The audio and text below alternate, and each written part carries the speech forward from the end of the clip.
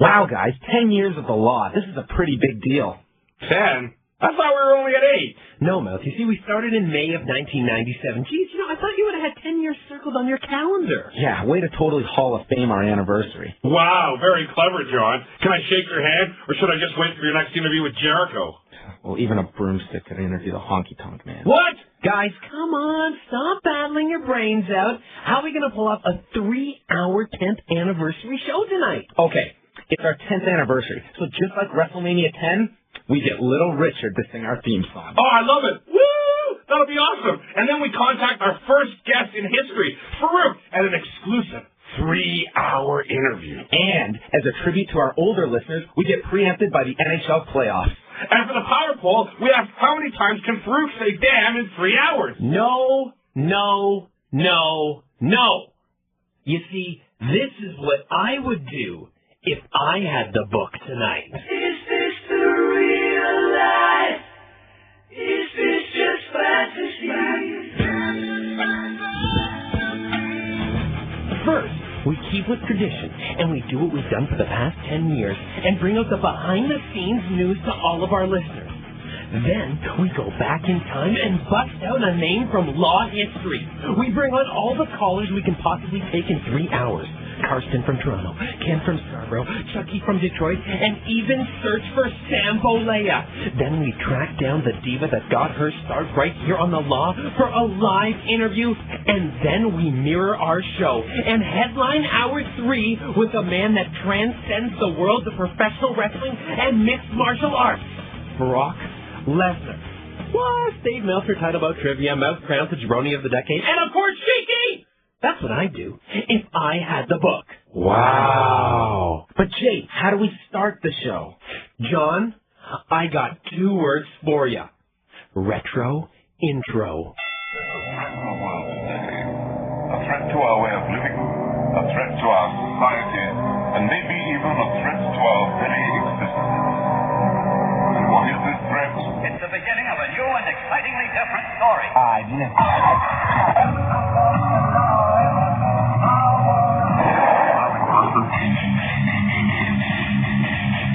Welcome to 60 Minutes of Broadcast and Powerbomb. This is the best damn wrestling show in the world. It's live audio wrestling. You know who the hell I am? The Law!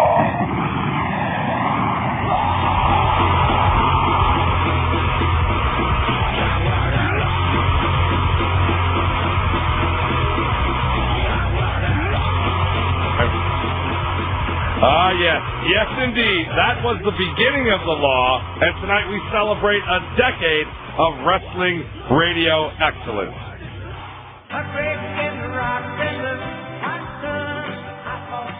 Hello, everyone, and welcome to The Law, live audio wrestling. Broadcasting live from our home base here in Toronto on News Talk 1010 CFRB and across Canada on Fight Network Radio. I'm Dan Lovranski along with Jason Agnew and John Pollock, and we are here for the next 3 hours talking pro wrestling and mixed martial arts. And tonight, it's cut and dry, simple, 10 years of live audio wrestling, Jason. You got it. Now, tonight, for the first time ever, it's a 3-hour Law Spectacular as we take a look back at the 10 years that got us where we are today. We'll start with a man that founded the program and was the anchor for many years. Jeff Marek joins us live in studio in Hour 1. Then we'll chat with another former host of this program who went on to become a 6-time WWE Women's Champion. Trish Stratus joins us live in Hour 2. And finally, we'll move on to welcome a man that is bridging the gap between professional wrestling and mixed martial arts. The one and only Brock Lesnar is also on this program tonight. Plus, a whole bunch of cool flashbacks that I mentioned in our little intro there. And yes, your calls and emails. 416-872-1010 or star 8255 on the cell phone gets you dialed in. And of course, for all of you listening in Calgary on the Fan 960, in Edmonton on the Team 1260, in Winnipeg on CJOB 68, in Vancouver on the Team 1040, and tonight, for the first time ever joining us, the Team 1200 in Ottawa, and of course, all of you across North America on Hardcore Sports Radio on Sirius Channel 186. All of you can call us absolutely toll-free, 1-800-561-CFRB. And, of course, emails can be sent to law@liveaudiowrestling.com. All right, brothers and sisters, cats and chicks, it's 10 years of the law, and we need to get right down to it. But first, here's all the wrestling and MMA news of the week, right here on Live Audio Wrestling on Fight Network Radio. The wrestling and mixed martial arts news of the week is brought to you by Viewers' Choice Canada. All right, here we go. The WWE received some very bad news this past week as it was discovered that The Undertaker, Mark Calloway, has completely torn his bicep muscle and could be facing surgery that would put him on the sidelines for 6 to 8 months, and thus ending his world title run prematurely. Now, this is a huge blow as The Undertaker has been having a tremendous year in the ring. Boy, that's the truth. And has silenced any critics who felt he did not deserve another run with the title. There is a cage match between Undertaker and Batista set for SmackDown this week, and we'll see if the title does change hands. The WWE held their quarterly investors conference this past week, announcing the results for the first quarter of 2007. Here are the highlights. Revenues were at $107.4 million. That's up $95.1 million from last year. Net income was $15.1 million, up $9.5 million. Live events did $18 million, off 71 live events. Pay-per-views brought in $15.8 million. That is down from $17.1 million. Now, all the quarterly report details for all you number crunchers out there are in John Pollock's Thursday update at our website. It's liveaudiowrestling.com. Now, the WWE also held a conference call after the quarterly report was released with the major points from Linda McMahon. These were them, basically. ECW's December to December. God, it's been canceled. It's done. Oh, it's out of there. Man! It has been canceled for December due to there being too many pay-per-views. Yeah, this just in. The Condemned, which is the new movie with Stone Cold Steve Austin, has done roughly $4.4 million and is below expectations. But they blame it on the R rating it received, and it will rebound on DVD. It will rebound on DVD. I don't know if the R rating is why people are going to see it. Well, kids can't get in. I suppose that's part of it. They said they are not planning any more theatrical releases right now and are looking for straight-to-video projects. Better call Roddy Piper. Indeed. WWE prospect Matt Capitelli underwent brain surgery this past week to try to remove an 8mm tumor from his brain. The surgery was deemed successful with the hope that they could remove as much as possible with the surgery and remove the rest with radiation. We wish Matt a speedy recovery during this tough time. Capitelli won the third season contract on Tough Enough in January of 2003, along with Johnny Nitro. You're listening to Live Audio Wrestling here on Fight Network Radio. We're continuing with the week in wrestling and MMA news. With the Ring of Honor announcement that they have signed a deal to show pay-per-views, TNA has officially pulled all of its talent from future Ring of Honor shows. Christopher Daniels shot an angle to explain him leaving at this past weekend show, and Samoa Joe, of course, has already done his farewell tour. The only ones remaining are Alex Shelley and Homicide, who will be removed. Now, Austin Aries is still a question mark as he's being used by Ring of Honor, but is currently under suspension by TNA. We'll have to see what happens with him. Mephisto Lafonso, a wrestler for the IWA outfit in Puerto Rico, died last night during a match after he stopped breathing in that match. We will try to have more details this week and probably have Dave Meltzer about it. He was 28 years old upon his death. And Brad Dickens, who's been running the super resourceful Obsessed with Wrestling website, has moved over to a new domain at www.onlineworldofwrestling.com. Now, this is due to a dispute with the other owner of the domain. This is one of the best sites out there for bios and stats on every wrestler under the sun. Hey, right now, Mouse, every week I use that for Title Bout Trivia. There you go. It is a very good site. Moving over to the world of mixed martial arts now. Dana White announced this week that Antonio Rodrigo Nogueira will debut at the UFC 73 show on July 7th in Sacramento. No opponent has been named for Nogueira, who recently signed with the group after his contract had ended with the Pride Fighting Championships prior to the sale to Zuffa. White also announced that they will be running a show in New York at Madison Square Garden in 2008. Now, MMA is not legalized in New York, so there's going to be a lot of roadblocks on their way to this one. That's very true. Even the Pillow Fight League has problems in New York. That's true. I'm wearing the shirt right now. Banned in New York. Keith Jardine versus Houston Alexander has been added to the UFC 71 card on May the 26th in Las Vegas. Jardine is coming off a KO win over Forrest Griffin at UFC 66. That was December the 30th. Alexander is part of Monty Cox's Team Extreme crew. Also added to that card, Ivan Salaverry will take on Terry Martin. Salaverry has not fought in the UFC since August of 2005 due to a contract dispute after his match with Nathan Marquardt. IFL fighter Jeremy Williams passed away yesterday at the age of 27 from a self-inflicted gunshot. Williams was a member of Marco Huas Condor's team and was 2-0 in IFL action. Williams is survived by his wife and daughter, and our prayers are with his family during this time.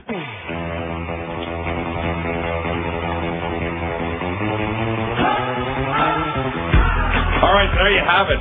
That is the pro wrestling and mixed martial arts news of the week. For more in-depth details, check out our website. It's liveaudiowrestling.com. John Pollock doing the daily updates there, keeping you informed of all the news in pro wrestling and mixed martial arts. All right, we have got a power-packed extravaganza. I know I say that all the time, but this week, I really mean it. It's 3 hours of live audio wrestling. Coming up next, we're going to bring on the man who founded this program way back in 1997. Mr. Jeff Marek will join us. Also, Trish Stratus, one-time host of the program before she had a very successful career in the WWE. We'll check in with Trish, see what she's up to, and get some memories out of her. And, of course, lots of good stuff from the past. Jabroni of the Decade is here. Shiki is here for one more final time. And, of course, we want to take lots and lots of your phone calls and emails. It's a celebration. It's 10 years, believe it or not, 10 years of live audio wrestling. And we'll be right back with the founder, Jeff Marek, as we continue here on Fight Network Radio. Stay tuned. This is Lance Storm, and I'd like to congratulate Live Audio Wrestling on their 10 years of wrestling news coverage. The Law truly is the wrestling news capital of the world. You check this out right here? It's spring, and a young man's fancy often turns to love. What better way to get your special lady in the mood than to open a bottle of wine and watch her melt into your arms with the relaxing, beautiful sounds of Fonzie's Romantic Fever. Once, twice, 3 times. That's right, baby. Taboo, RVD, Fonzie, the real 3-time triple threat ECW. We held them all, Daddy. TV title, tag team title, even the world title. The 3 greatest performers ever in ECW. Homicide and genocide. Your woman won't be able to keep her hands off you once she hears Fonzie's heartbreaking rendition of the tragic theme from Titanic. Yes, far, wherever you are. That's right, Daddy. Even if you're at the bottom of the ocean, I know all about a sinking ship. That's ECW. Sinking fast, same boat ever could. And I'm going down with it, Paul Heyman. I want my money, Daddy. Fonzie, the romantic balladeer of our generation, who turns all the ladies into butter with his soothing tone and velvety smooth delivery. And I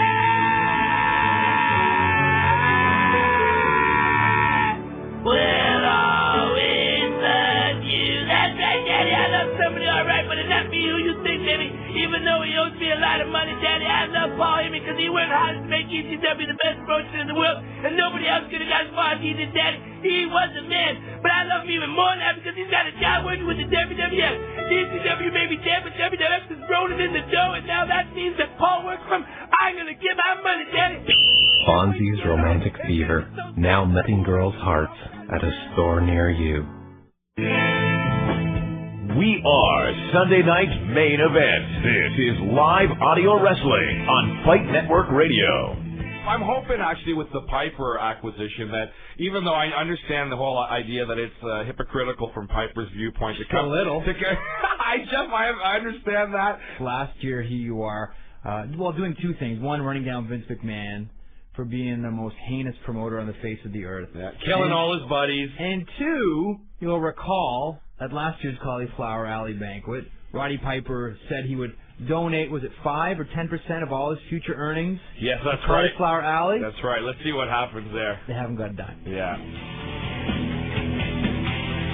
Welcome back. It is indeed live audio wrestling here on Fight Network Radio from our home base on News Talk 1010 CFRB in Toronto. We got a big show tonight. We're celebrating 10 years of live audio wrestling, and there was a little bit of a blast from the past there with the man that we want to bring on at this time, the man that started live audio wrestling way back in May of 1997. He nurtured the show. He actually created the model that we still follow to this day. After a little while, of course, he moved on and followed his second passion after wrestling, and that's the Toronto Maple Leafs. He's a very esteemed broadcaster here in the city following the Maple Leafs, and it's great to have him back here for one more big hurrah. Yeah. 4 years later, what I miss? Anything go on, guys? Nah, anything big? Cruise control? Yeah. You guys save everything. I remember that Roddy Piper piece, too, because I remember talking with you, Dan, specifically. I remember, Jason, you came in on, too. I was like, what is Piper? Yeah. I mean, you know that hypocrisy is rule one. Like, as a wrestling fan, you need to establish right away everything you hear is going to have a BS layer on absolutely. it. And you're a stronger fan and a more intelligent fan if you have a tighter wrestling BS filter. But, I mean, with that one, I mean, can you have seen a thinner veil? Yeah, well, Piper's always been bad for that, man, going back and forth. And, you know, to this day, I'm sure the Cauliflower Alley has not seen a single penny from Roddy Piper. I want to talk about the founding of the show, Jeff, and how you just explain to the fans how you got it started and why at that particular time, because it was popular, but you really were there before it really kicked into gear after the Montreal Survivor Series. You're very kind. Don't give me all the credit by any Johnny Abreu was a huge part of it, as was Chris Tidwell. Right.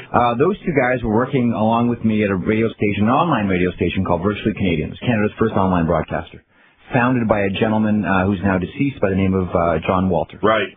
And I was the program director of the station. This is after I left a sports radio station here in Toronto, and was working with John and a couple of other people to source new programs. And I had always been a wrestling fan. Donnie had been a wrestling fan, who was someone that I had met from working on this sports radio station in town. And Chris what was Chris doing at that time? Well, because he wasn't wrestling yet, right? No, he wasn't wrestling at that point. I think it was just sort of local tough guy who had super charisma and could deliver on the air. Right. I mean, wonderful package. And they were the first two hosts of the property. And it was always about, and it still is to this day, and God bless you guys for carrying on with the tradition. Don't just analyze and talk about what's there, but look at the power structures of what is behind what you see on television, what you see on pay-per-view, and what you discuss. None of it is as it is. You're always sort of looking for what's behind the veil, what's behind the mask, to coin the cliche.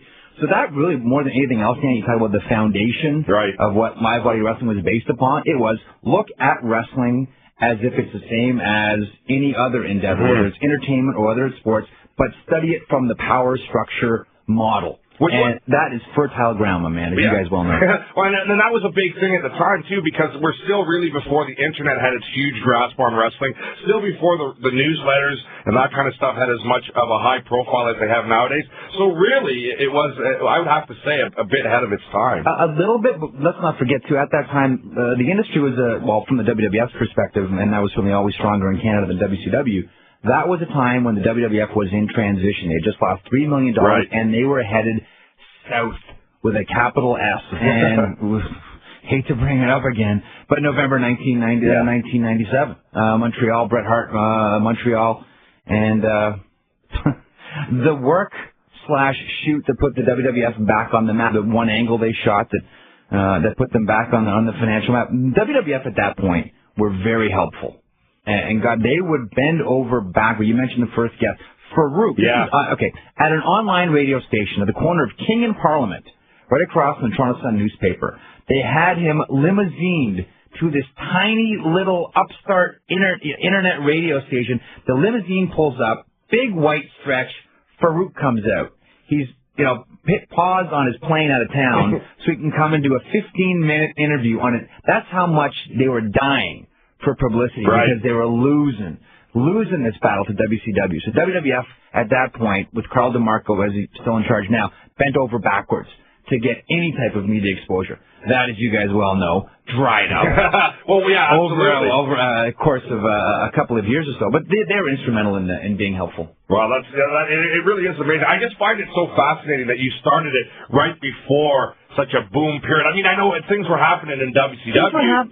The things were happening, and I think with anything else, you get a sense of kind of what's next, right? I mean, I think about a couple of years ago, even though the UFC had been around for quite a long time, you could kind of feel that it was ready to explode, that it had almost reached the tipping point, right? And it was about to go from 10 people knowing about it to 10 million people knowing about it, and knowing the names and knowing the characters. So there was kind of that vibe out there. Plus, the fact that you had to source 24 hours worth of programming for this internet radio station, wrestling just seemed natural. There were these two guys, Donnie Abreu and Chris Tidwell, who could talk about it. Give them a show. Yeah, right. It's like, you know what? We talk a lot, Dan, you and I, about Frank Zappa. Yeah. And one of Zappa's main points about music in the 60s was it's always better when music program directors don't lie and pretend that they know what musical appetites are all about. Yep. It's better when the short fat guys with the short skinny ties say, I don't know, maybe the kids will like it, let's play it. And that's kind of what we do with this radio station. Right. But not only that, but that's what we've always done on this show, is the fact that it was a hobby for all of us that are hobby for all of us in this room,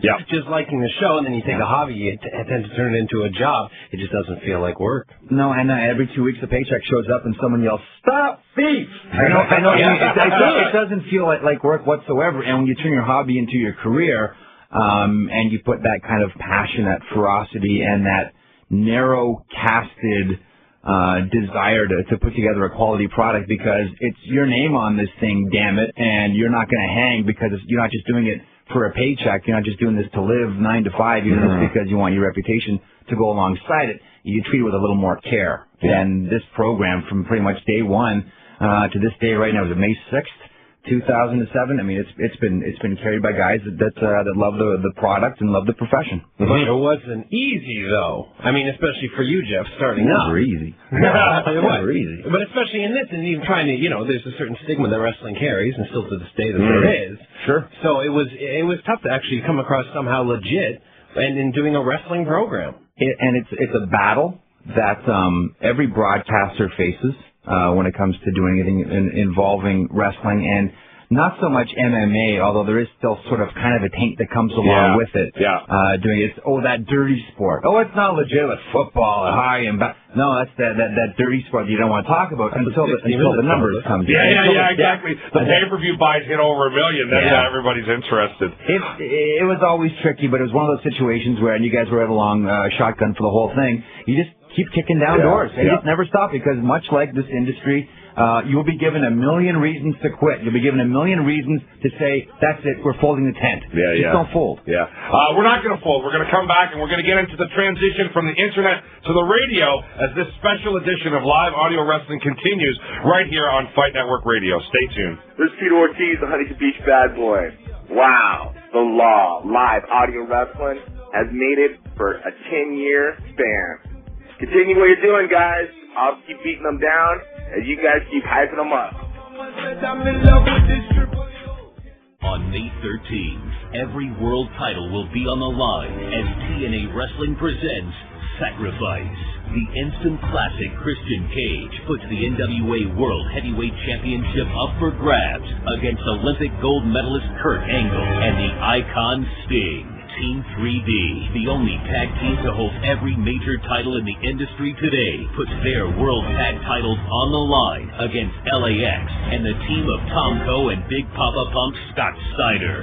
Jay Lethal and Sanjay Dutt battle Chris Sabin for the X Division Championship. The phenomenal AJ Styles looks to defeat his former X Division rival Samoa Joe. And Jeff Jarrett returns to the six-sided ring to take on Robert Roode.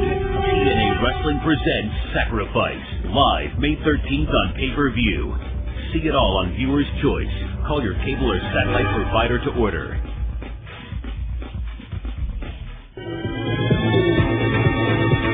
This week on Ring of Honor Wrestling, it's the annual six-man Survival of the Fittest tournament with Samoa Joe, Christopher Daniels, Austin Aries, Colt Cabana, Roderick Strong, and Jay Lethal. Six-man elimination matchup to determine who wins Survival of the Fittest.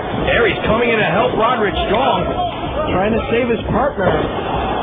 Monday night, 10 p.m. Eastern, 7 Pacific, on the Fight Network. Oh, you didn't know? Whoa. Hold the phone there a second, pal. Want to talk to Dan and Jay? Pick up the phone and give us a call. Locally at 416-872-1010. Long distance across Canada at 1-800-561-2372. Or on your cell at star 8255. It's your time to lay down the law.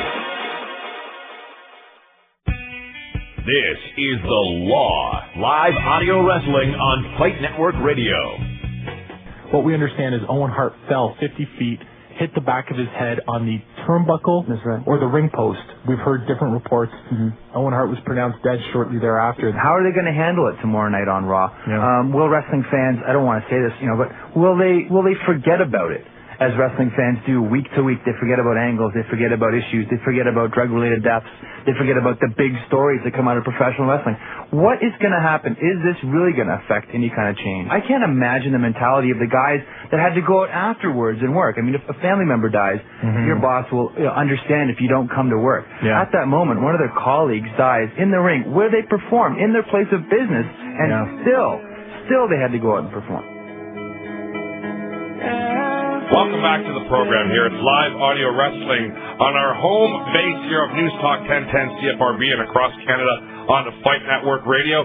We're doing a special program tonight, 3 hours in length. It's the 10th anniversary of live audio wrestling. The program began as an internet radio show back in May of 1997, and we're speaking with Jeff Marek, who was the founder of the program. And Jeff, we just heard a clip there from the Owen Hart show that you and Donnie Avery did at the time. That's after we had made the transition from the internet onto the actual broadcast radio. At that point, the Sunday night property. We did Saturdays and Sundays on the Fan here in Toronto. And that was, I think, for all of us guys, the weirdest night. I can still remember as you're playing that clip back of me and Donnie talking.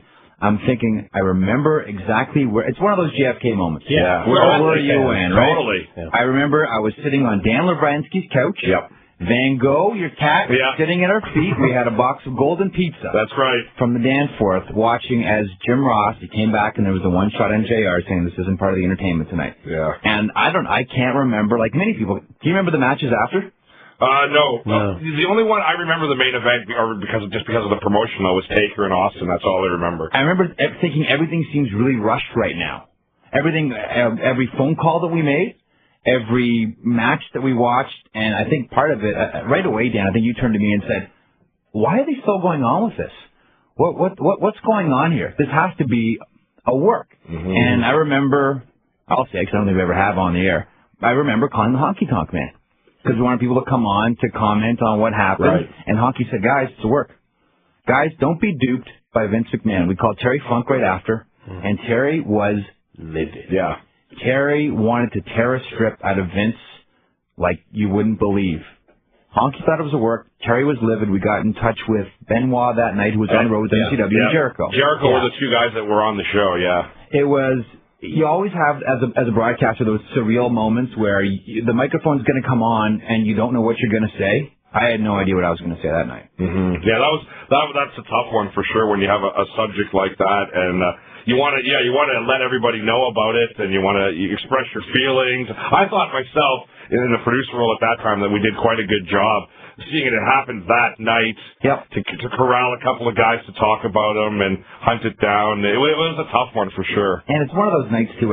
Generally, as a broadcaster, you go in with a loose script of what you want to do during this show. Over the next couple of hours, here's what we're going to do. That night? Yeah, out the window. Yeah. All you can do is plan a B show. Like, what happens if whatever we're supposed to be doing after Owen Hart passes away falls apart? How do you put a show together? Yeah. And then what happens after? And good for you guys for keeping that going, by the way. That's a yearly tradition of remembering Owen Hart. Absolutely. Let's talk a little bit about the transition from the internet to AM, because that's right about the time that I came on board. I believe it was.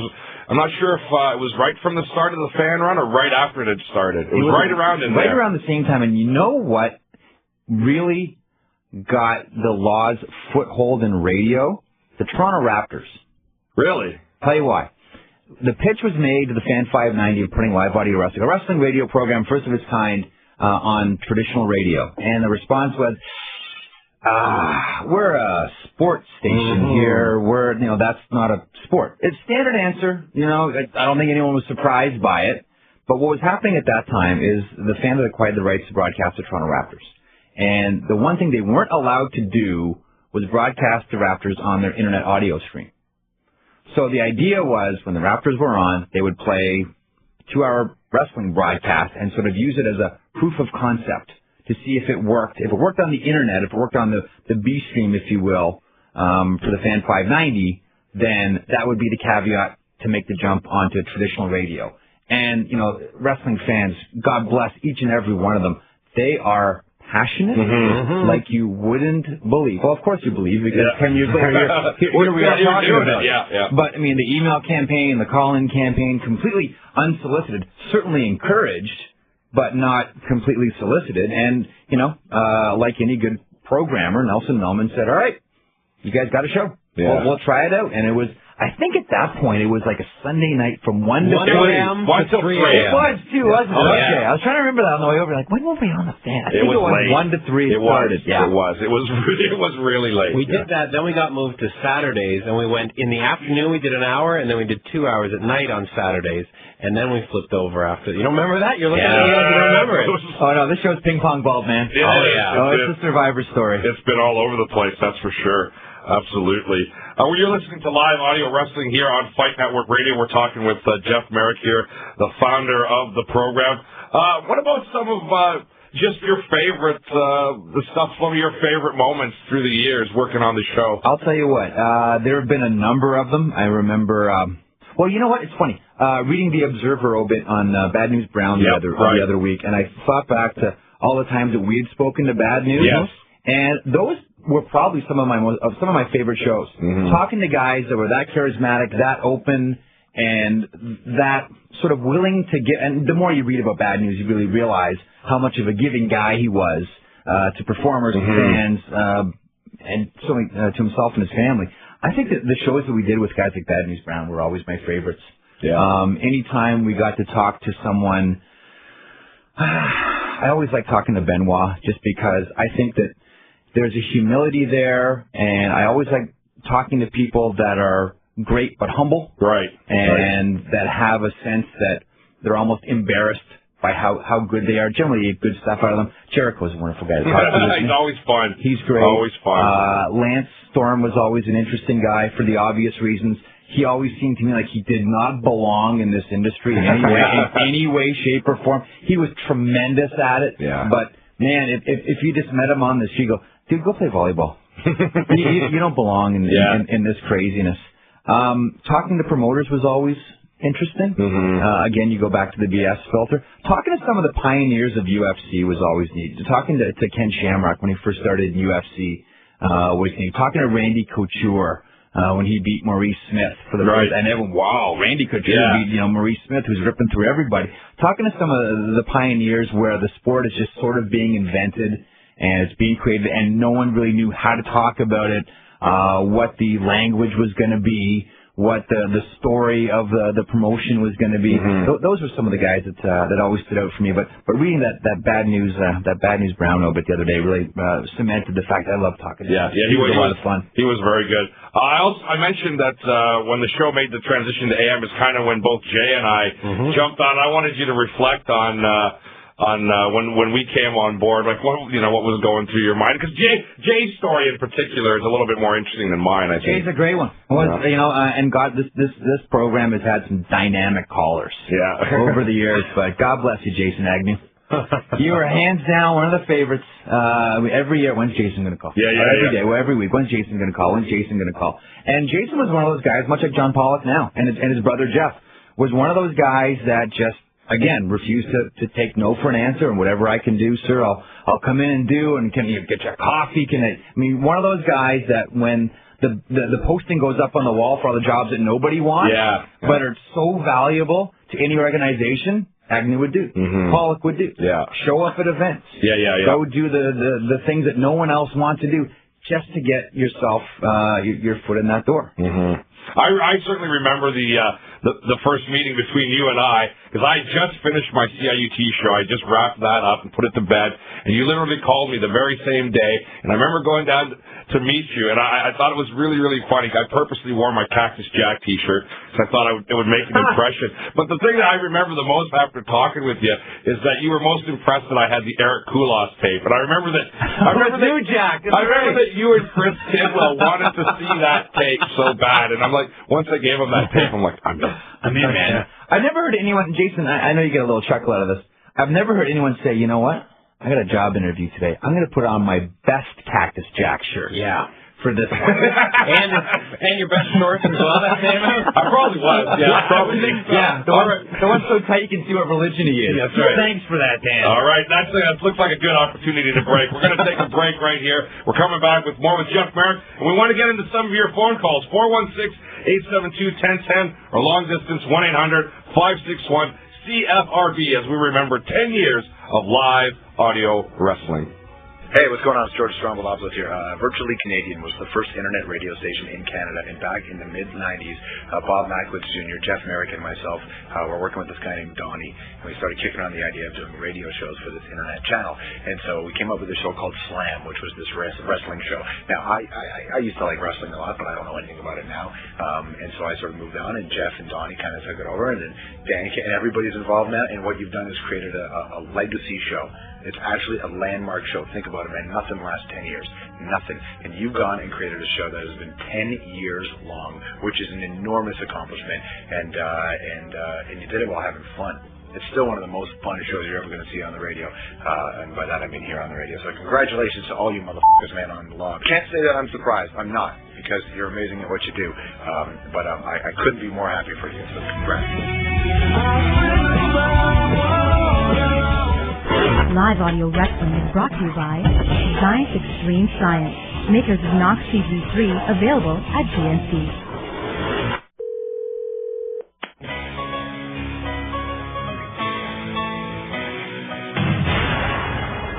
Hello, and thank you for calling the Hulk Hogan Catchphrase Abuse Hotline. By making this call, you have taken that all-important first step and realized you indeed have a problem. We've all been there before, and we are here to help. Brother! We know that you're tired of going up to your friends, no matter what their names are, and exclaiming, "What do you know, Mean Gene?" You realize how futile it is to proclaim that you have 24-inch pythons, the largest arms in the world, when in fact you have spindly little pencils for arms. Now, thanks to our patented red and yellow extraction techniques and rejuvenating hair transplants, you'll no longer be forced to train, say your prayers, and eat your vitamins. So now that you've finally taken the plunge, we can safely ask, what you gonna do when the Hulk Hogan Catchphrase Abuse Hotline runs wild on you, brother?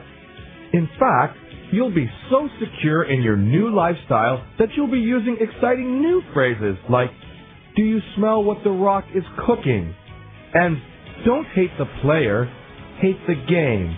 And of course, cat fight. Thank you for calling the Hulk Hogan Catchphrase Abuse Hotline. An operator will be with you momentarily.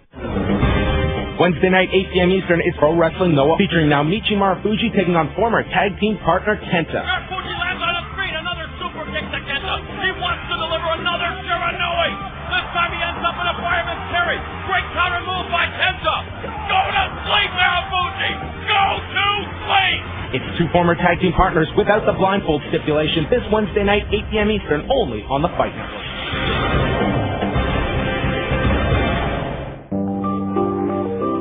The undisputed, undefeated, and unequaled champion of wrestling radio. This is The Law on Fight Network Radio. This week, the biggest story in pro wrestling is clearly the retirement of Bret Hart from the Squared Circle, probably the best wrestler this country has ever produced. It is my pleasure and privilege to welcome to the show the man who many of us grew up watching over his 23-year career, the excellence of execution, Bret Hart. What happened last week with you in WCW? They first told me that I was good till 2002. And then that was on I believe on a Friday or a Monday, one of the two, I can't remember. Mm-hmm. And then within 2 days of that, or 3 days of that, they called to let me know that They didn't let me know. They let my management know that I was going to get a FedEx letter in the morning that I was terminated. So they didn't call you personally? No one talked No, to I you? never heard one word from anybody. I never even got a thank you, to be honest. This is Bret the Hitman Hart of the WCW, and you're listening to The Law, live audio wrestling. It's true. You are listening to live audio wrestling here on Fight Network Radio. It's our special 3-hour 10th anniversary edition. Yes, the program began back in May of 1997, and we're talking with the founder of one of the founders of live audio wrestling, of course, Mr. Jeff Marek. Do you remember, Dan? Sorry, yeah, sure, jump all over you. Remember when you made him jabroni the week and he got all hot? Amazing. Oh, Brett? Yeah. Yes. Remember that drama? Yeah. He wouldn't come on the show for a while or something, right? Yeah.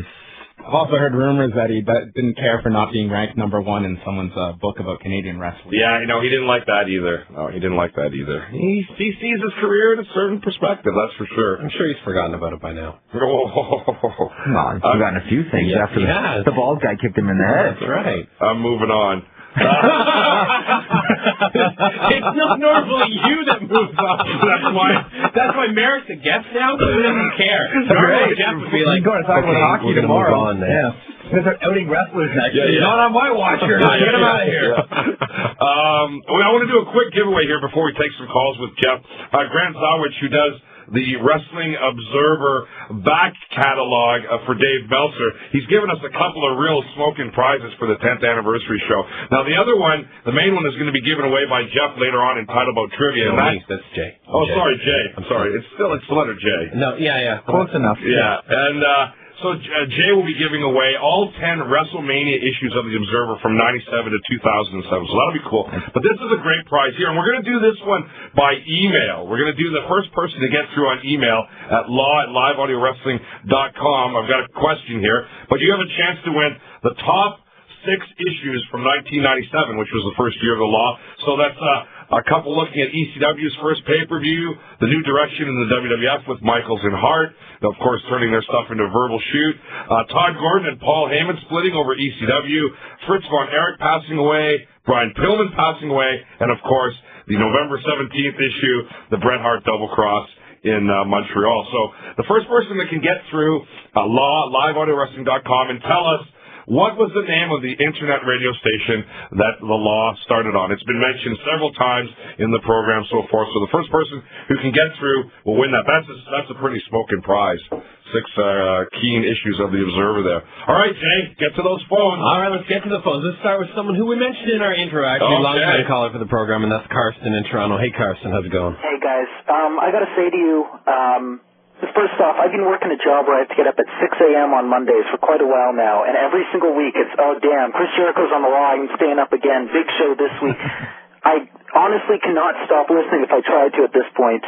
I've laughed with you guys. I've cried with you guys the night Eddie Guerrero died. I was there back when you had Jeff Marek, when you had the Hottie and a Half.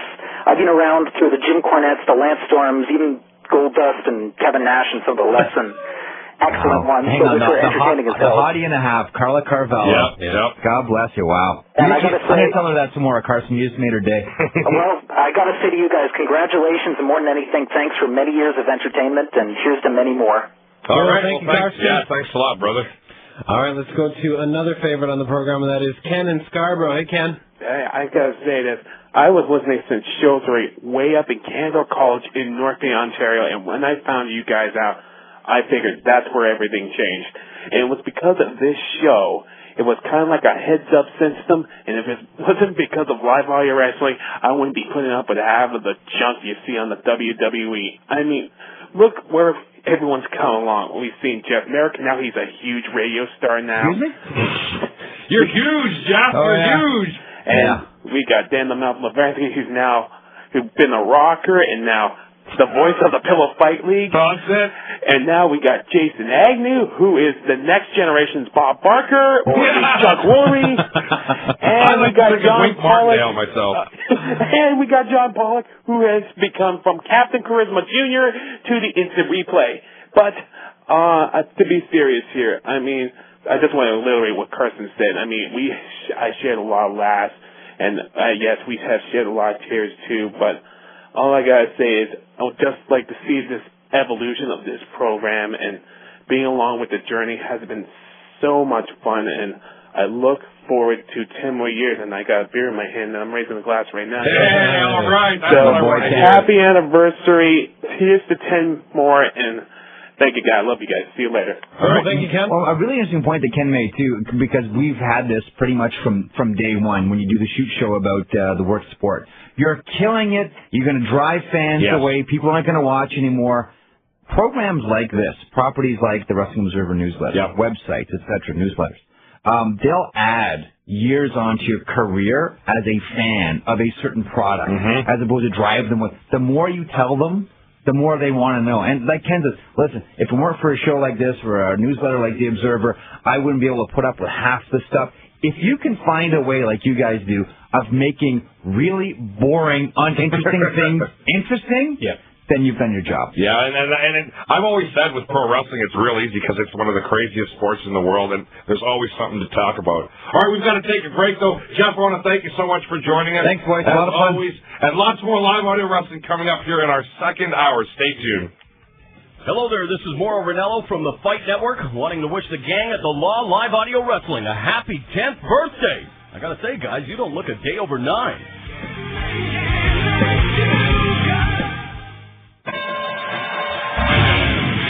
This is your number one source for wrestling news, opinion, and exclusive interviews. What a show we've got lined up for you tonight. The undisputed, undefeated, and unequal champion of wrestling radio. And that is true. Live audio wrestling. I'm sure you're going to put on a hell of a show.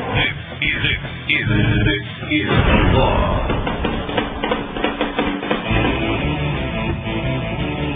All right, welcome back to the Law Live Audio Wrestling. Jason and Dan here with you. Thanks, Jeff, for just coming on the program. Now, Mouse, one of the most popular little funny pieces that we do here on the program has got to be Shiki. And now, this is just like reality with Shiki. It is. But at this point, we had to, well, you said that it was time to put it to bed. It was time to put it to bed, and I thought it'd be a perfect spot to do it here on the 10th anniversary show. 10th anniversary, here you go, fans. Where is Shiki now? The Iron Sheik, a true legend of the 80s wrestling scene. But despite being a former WWF champion, Shiki never got over the loss to Hulk Hogan, who stole his belt. And now, 18 years later, there is no place for Shiki in the modern wrestling world. He wanders aimlessly from place to place, only winning the occasional battle royal. Join us now as we once again ask, where's Shiki now? This has got to be the most attention our show has ever got. The amount of fans that have approached me at this convention is insane. Some chick cornered me at the bar last night with some pretty strong feelings about my pull. My power pull, Jay. Yeah, tell me about it. You know how many babes have told me they want me to be their fantasy booker? This is heaven. No, this is not heaven. This is bloody hell. Every fan who wants to talk to me has either sworn off soap for the rest of his life or he thinks Hulk Hogan was the greatest worker ever. I just want to get out of here. Oh, God. Look who's coming. Mouse, I gotta go. Is that... What's he wearing? Yeah, Mouse, you're on your own. Intelligent wrestling fans all know. Hulk Hogan, you stole my belt. That was mine. Beach blonde. Just like Michael Jackson. I hate that jabroni. Kiss my ass. Shiki? Is that you? I can't believe it. But what's that you're wearing?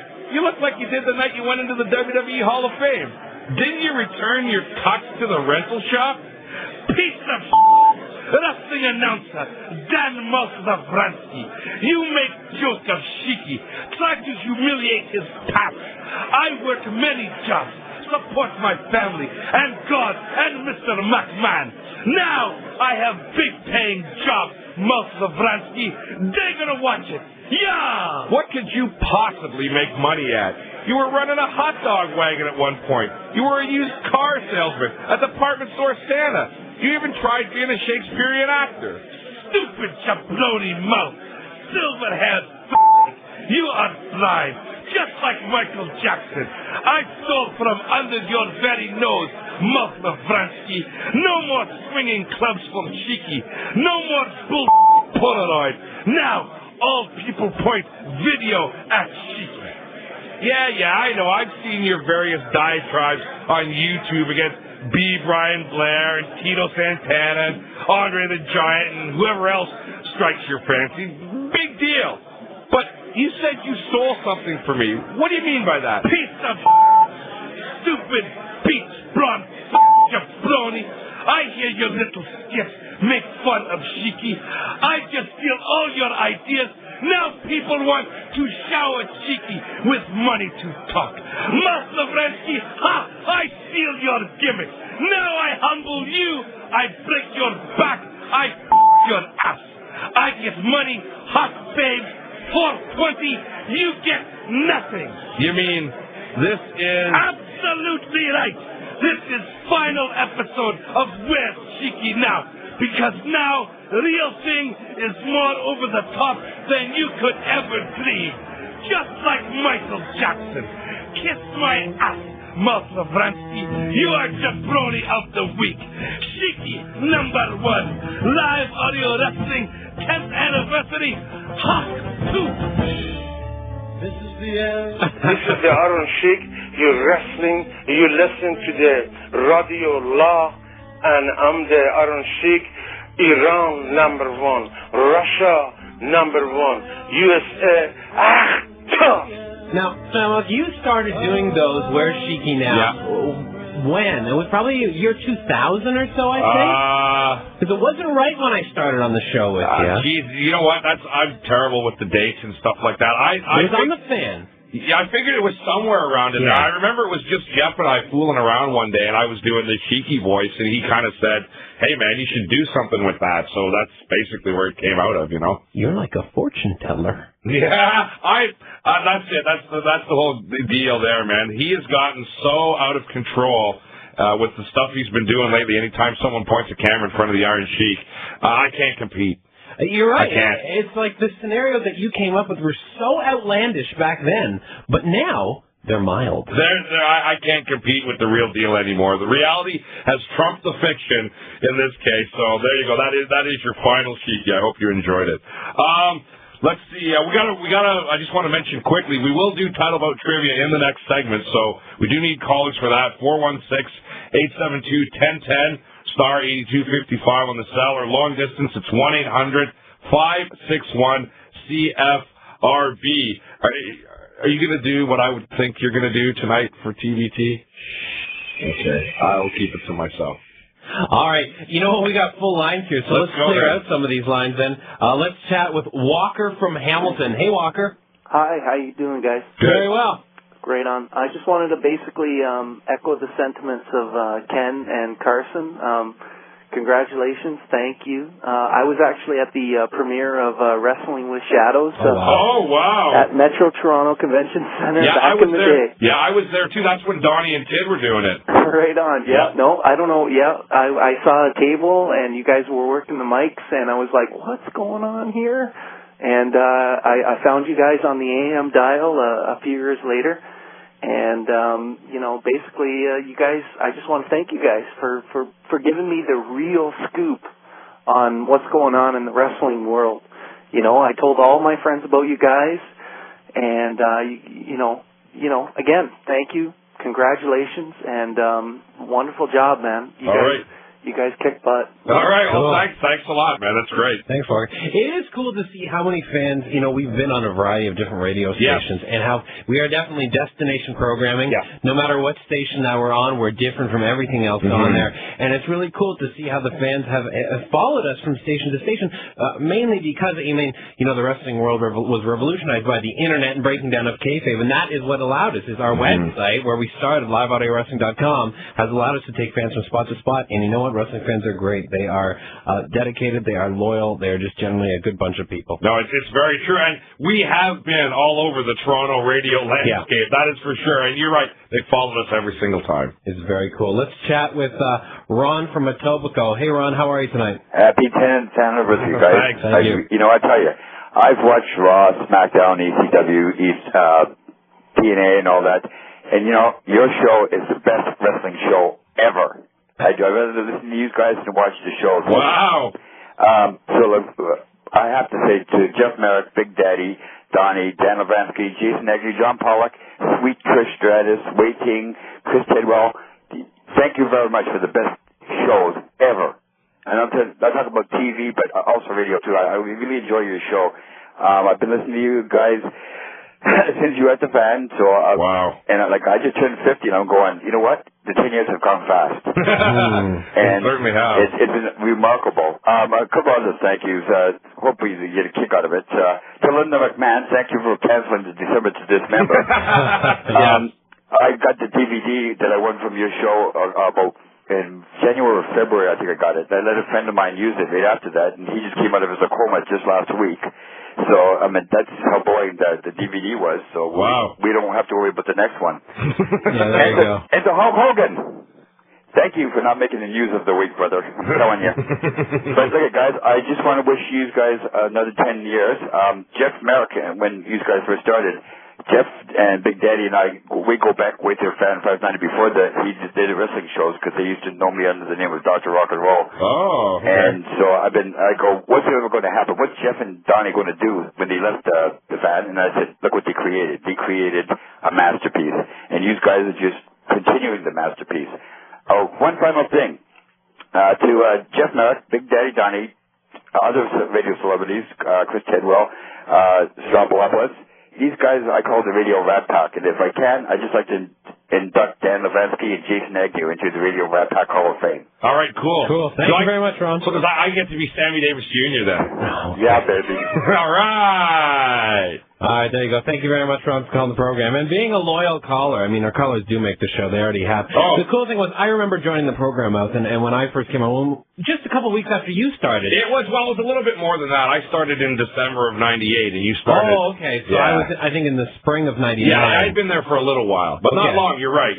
And we were, it was 1 a.m. till 3 a.m. On Sunday nights, and still, I was always amazed that the calls were full. Mm-hmm. The phone lines were always full. And the scary thing about it was they had to talk to you in order to get on the air because you were the producer. And I had to say, one of my favorite moments when I first came on the law, when I was cutting tape for you guys before the show, I would watch you screen calls, and someone called in one time, and the question was, I'm just wondering about what's going on with the Ultimate Warrior. Ultimate Warrior! Why do you want to know about the Ultimate Warrior? I don't care about him. You were so polite to callers. Well, I just want, a call screener's job is a tough one, and I'm sure Way could attest to this, but it's tough, man. You have to really make sure that, A, the people are coherent, and B, that they have something practical, informative, and insightful to say. The first time I ever called when I was 15, he wouldn't let me on the air. Really? He's like, no, that's too markish of a question. Are you serious? No, When I was like 15 years old. You're not serious. I'm serious. Really? I'm serious. You didn't put me on. What? Oh, my God. Funny. What was the question? Do you remember, John? I can't remember what it was, but... Wow. I don't... Yeah, that might be too markish on the air. No!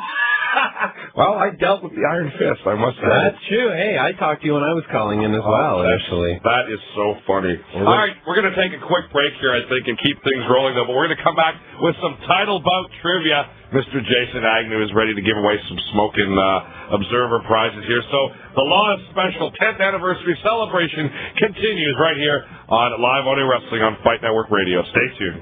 Well, this is Samoa Joe, Samoa the Mission Machine, wishing a happy and healthy 10th anniversary to Live Audio Wrestling. Dan, you're a good man. No matter what all your producers, colleagues, and the general wrestling public think. Take care.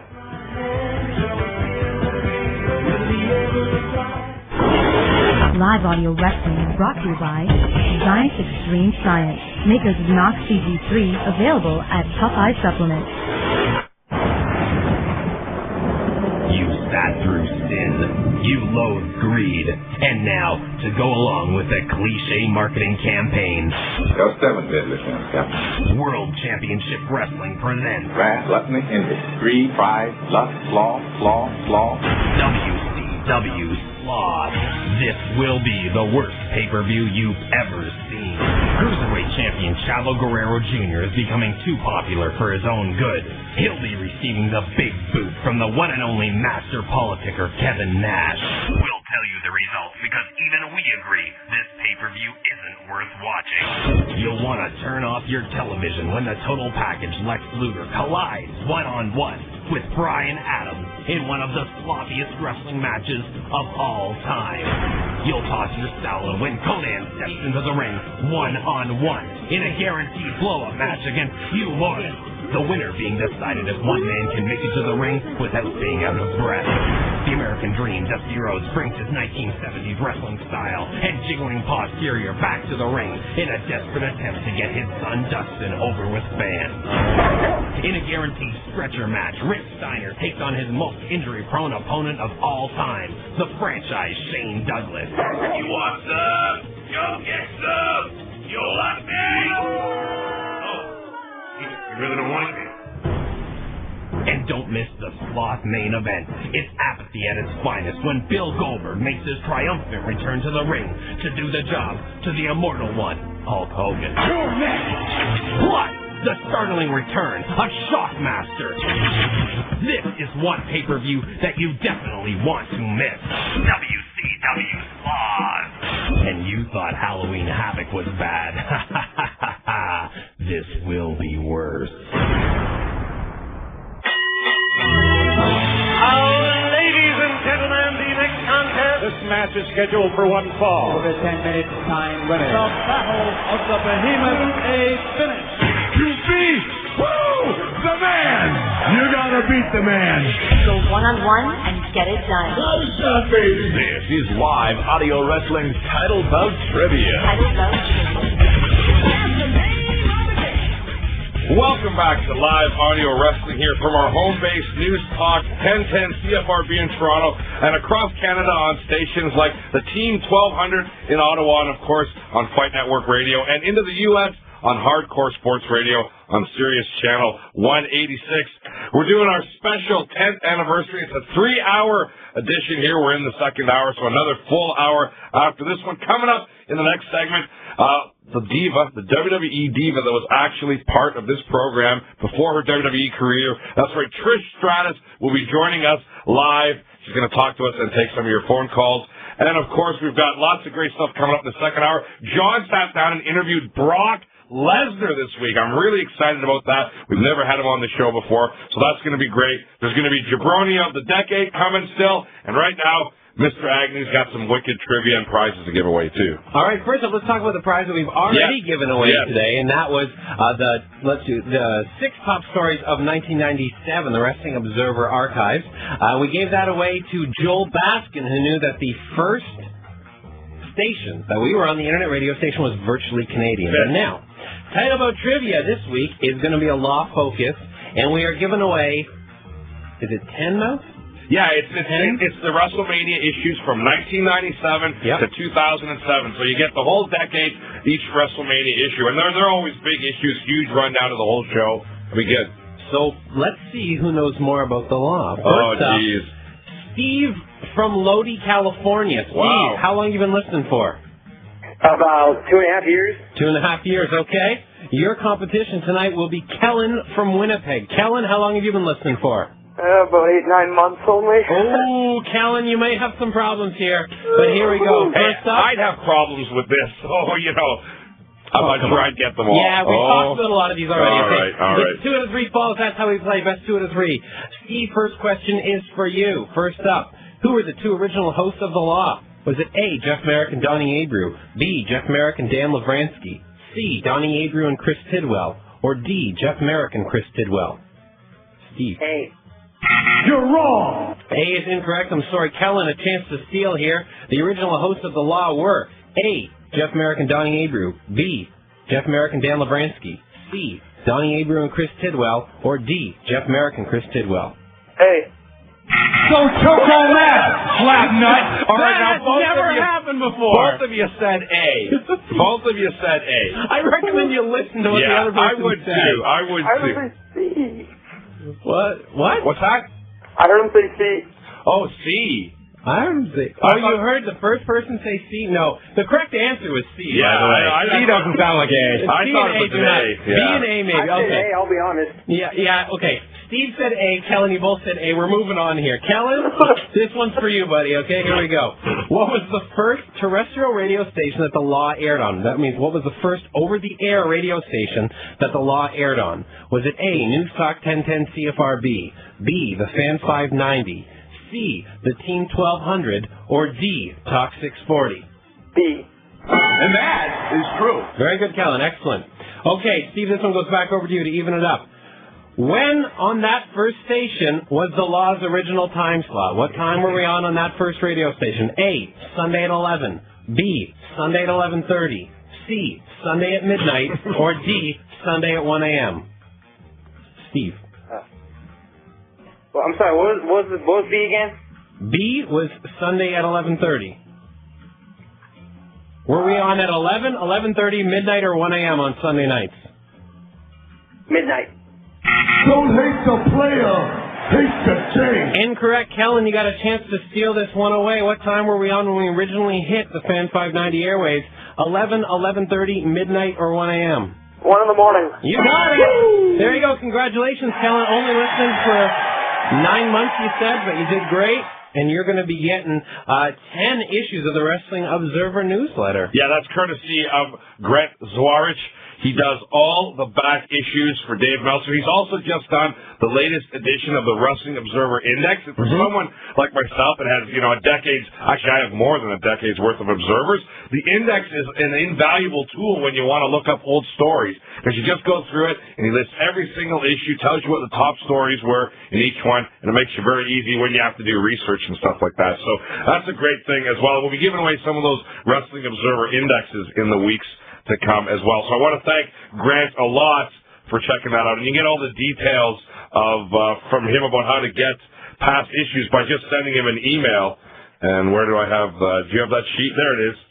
You just drop Grant an email. It's grantsindex@nexicom.net. Grant's Index, all one word, at nexicom.net. And just, if you don't get that and you don't know how to spell it, just email it to liveaudiowrestling.com. We'll set you up, no problem. Okay, we doing phones here, Mike? Yeah, let's do some more, yeah. Let's talk to Duran and Thornhill. Duran. Hey, guys, how are you doing? Good. Congratulations. Thank you.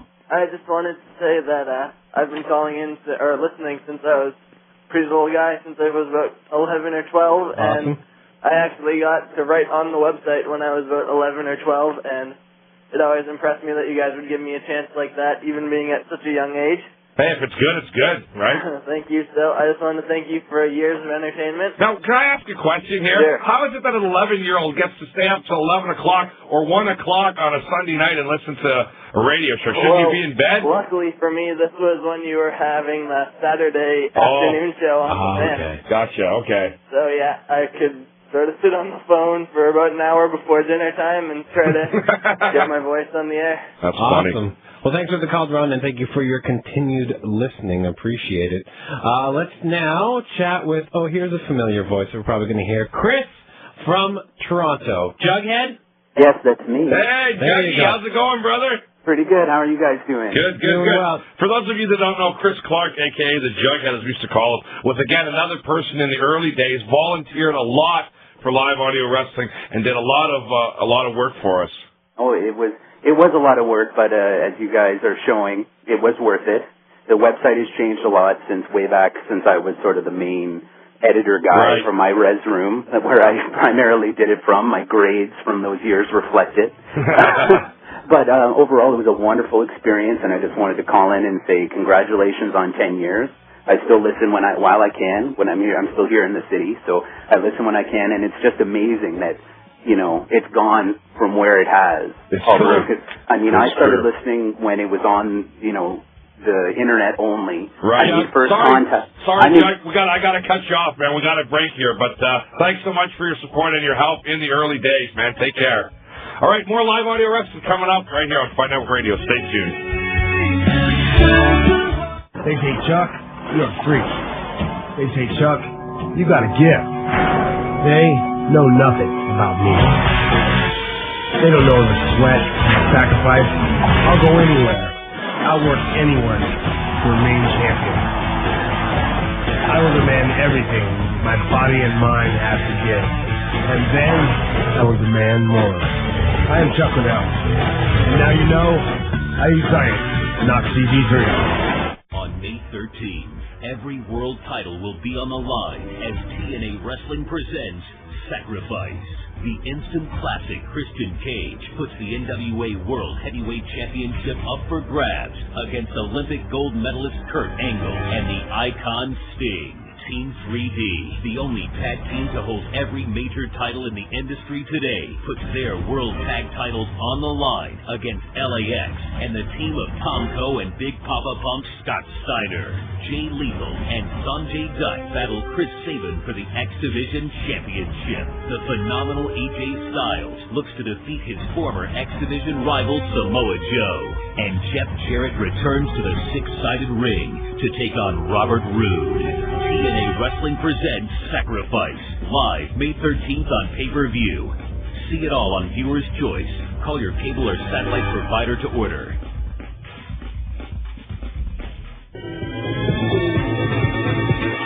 This week on Ring of Honor Wrestling is the annual six-man Survival of the Fittest tournament with Samoa Joe, Christopher Daniels, Austin Aries, Colt Cabana, Roderick Strong, and Jay Lethal. Six-man elimination matchup to determine who wins Survival of the Fittest. Aries coming in to help Roderick Strong, trying to save his partner. Monday night, 10 p.m. Eastern, 7 Pacific on the Fight Network.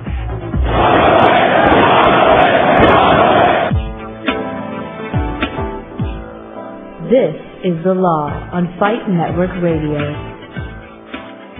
Trish Stratus. Hey, funny you should mention that name, Don Avery. Yeah, because just what I hear, Gentleman Jeff. Oh, what's the word, Big Daddy Donnie? The newest member of the Law will be unveiled next week, and she is none other than the very beautiful, the very lovely, the talented Trish Stratus. You know her from Muscle Mag, you know her from Oxygen Magazine, you know her from Off the Record.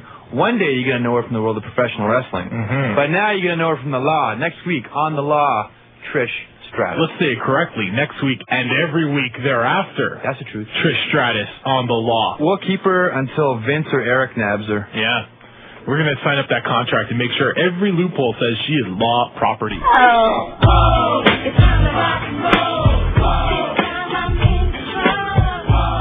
Welcome back to the program. It's live audio wrestling, broadcasting from our home base here in Toronto on News Talk 1010 CFRB and across Canada on stations like the Team 1040 in Vancouver and, of course, down into the US of A on Hardcore Sports Radio on Sirius Channel 186. You can check us out there.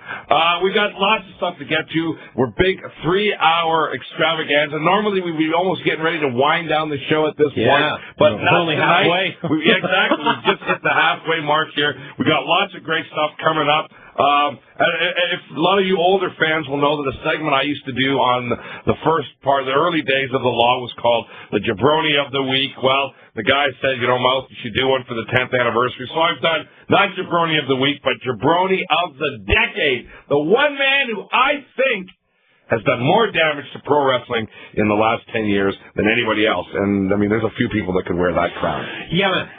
So we're going to hear that later on as well. Also, I'm really looking forward to this. John Pollock had a chance to sit down and talk with Brock Lesnar, who really doesn't do a lot of interviews ever since he left professional wrestling and now dabbling in the world of MMA. So I'm really looking forward to what John has got out of Brock. And actually, we're going to play the interview in two parts. This week, we'll focus on Brock's wrestling side of things. And then as we get closer to his MMA debut, we're going to play some of that as well to promote that match. So I'm really looking forward to John's conversation with Brock Lesnar as well. We're also going to talk with Trish Stratus very, very soon. She's making her way actually here to the radio station as we speak. So we're going to be talking with Trish very, very quickly. Did we want to take a couple of calls here? What we're going to do is we're going to take a break, and that'll give us the bit of time off, and then she should be here at that point. All right, there. You have heard it straight from Jason Agnew's mouth. We're going to take another quick break here, and we're going to be back with the one and only Trish Stratus. Stay tuned. It's live audio wrestling right here on Fight Network Radio.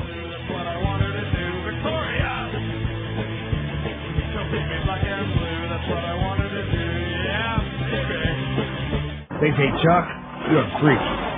They say, Chuck, you got a gift. They know nothing about me. They don't know the sweat and the sacrifice. I'll go anywhere. I'll work anyone to remain champion. I will demand everything my body and mind have to give. And then I was a man more. I am Chuck Liddell. And now you know, I use science, not CG3. On May 13th, every world title will be on the line as TNA Wrestling presents Sacrifice. The instant classic Christian Cage puts the NWA World Heavyweight Championship up for grabs against Olympic gold medalist Kurt Angle and the Icon Sting. Team 3D, the only tag team to hold every major title in the industry today, puts their world tag titles on the line against LAX and the team of Tomko and Big Papa Pump Scott Steiner. Jay Lethal and Sanjay Dutt battle Chris Sabin for the X Division Championship. The phenomenal AJ Styles looks to defeat his former X Division rival Samoa Joe. And Jeff Jarrett returns to the six-sided ring to take on Robert Roode. TNA Wrestling presents Sacrifice, live May 13th on pay-per-view. See it all on Viewer's Choice. Call your cable or satellite provider to order.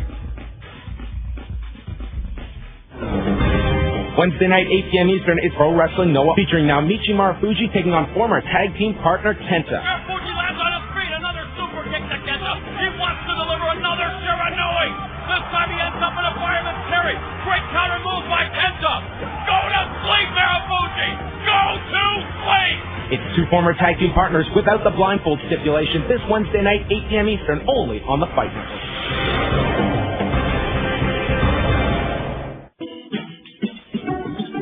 You're listening to live audio wrestling on Fight Network Radio. Listeners of this show remember you from way back when. It was a different radio station. It was a different time. It called a little show called We weren't on your DVD. I was You know what? Yeah, well, you know what's funny is it was in my list of certain things I wanted to, my journey, I guess. Yeah. And we had so much stuff to cut. I even had friends doing a big thing where they were talking about getting into the business and all that. Yeah. And it's the thing, you have to cut so much things along the way. But Volume 2 will definitely have you guys in there. Well, I'm always available for an interview. I'm serious. It was that's part of my story. It's key that I came on the show and became part of the show with you guys and expanded my fan base through the show. It's very big part of my story. So hopefully Volume 2 will include you.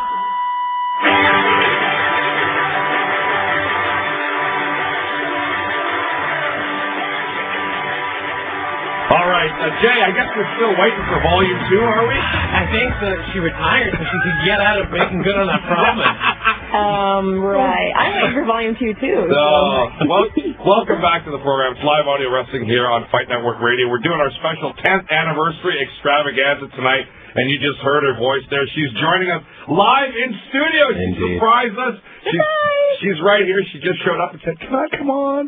Tell everybody I brought you guys cookies that I baked and balloons. Tell them. Yeah. Okay. Mm-hmm. So for all the listeners, that's what I did. I'll tell them about it as soon as part 2.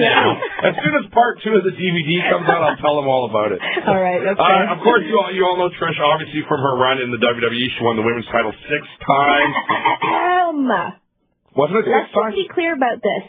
I'm in history for 7 times, my darling. Oh, really? Yeah. That was my fault. Yeah, it was especially your 5 listening on the way over. I was like, excuse me. 7? There you go. 7 times. I stand corrected. I didn't give my soul up for 7 years to be called a 6-time champion. Okay. It's true. It's true. And she had virtually no experience when she entered the promotion, and she turned into one of the top performers. She was part of this show, as we mentioned, so we wanted to have her back tonight and get her memories and talk about what Trish did the show, so we're very happy to have you come down. But before we dig into the law stuff, let's get just a quick Trish Stratus update and what's happening. Let the fans know what you're doing now. Okay, well, let's see. I retired September. 2 weeks later, I got married to my high school sweetheart, which everybody knows about. Let's see. Then I did Armed and Famous. I did that show for CBS where I went and became a... Oh, can I show you guys something? Mm-hmm. Okay. Uh-oh. I thought we were going to got a gun in there. I thought we were going to see the taser scar or something. What? Oh, the badge! Pass it around, my God. Pass it around. Wow. So Trish, for those in radio that has just pulled out her badge on the show, Armed and Famous. I'm worried, actually. Are you? Stuck on a cop in the room? Yeah, I am, actually. Wow, that's sweet. That is really sweet. So I went and did that, which was cool, which was a great experience. I was away for about, retired from wrestling to kind of be off the road, but then I go and end up moving to Muncie, Indiana for 6 weeks. So that was a lot of fun. Got back middle of January, did a bunch of promo and press in Los Angeles for that show as it was pulled off the air. They didn't finish. They didn't show the whole series, did they? You know, I think VH1 picked it up and did like a marathon and then all the shows. So that's great. But I mean, it was fun. It was a blast to do. And then I just I got asked to do the show for CBC, which will be starting after the hockey season, July 10th on Tuesday night on CBC. And this will tell us about it. Okay, well, it's called The Second City's Next Comedy Legend, and it's basically, I kind of compare it to America's Next Top Model with sketch comedy. Right. I'm kind of the Tyra Banks of the show. Nice. Yeah. Nice. So it's all done. You know how everything turned out? Maybe. Oh, can't say. Oh, no, of course you can't say, but you have shot the whole thing, right? We're completely shot, and it's really a great show. So were you babyface Trish or heel Trish on this show? It depended on the time. It depends on the person, right? Yeah. Tyra goes back and forth. There's actually funny, goofy, silly Trish most of the time. Right. It's so fun to be that because that's kind of me, and I like to be that. So yeah. Now, are you missing pro wrestling at all? Not at all. Like, it's insane how I was watching TV the other day, and I'm like, oh yeah, wrestling's, is it Mondays? Okay. Like, it's crazy how, well, I mean, mind you, I've been so busy, and I guess it would be different. Like, people say, do you miss wrestling? And I think if I retired and kind of sat at home, like, okay, now what? You know what I mean? But I've been so busy, like, with other projects, so, and I still haven't even unpacked my bags from when I moved into my new house in November. You know what I mean? Like, that's how busy I've been. I watched WrestleMania. That's the last time I watched. Right. So, and yeah, it's the same as it was. It's wrestling. It's good. Yeah.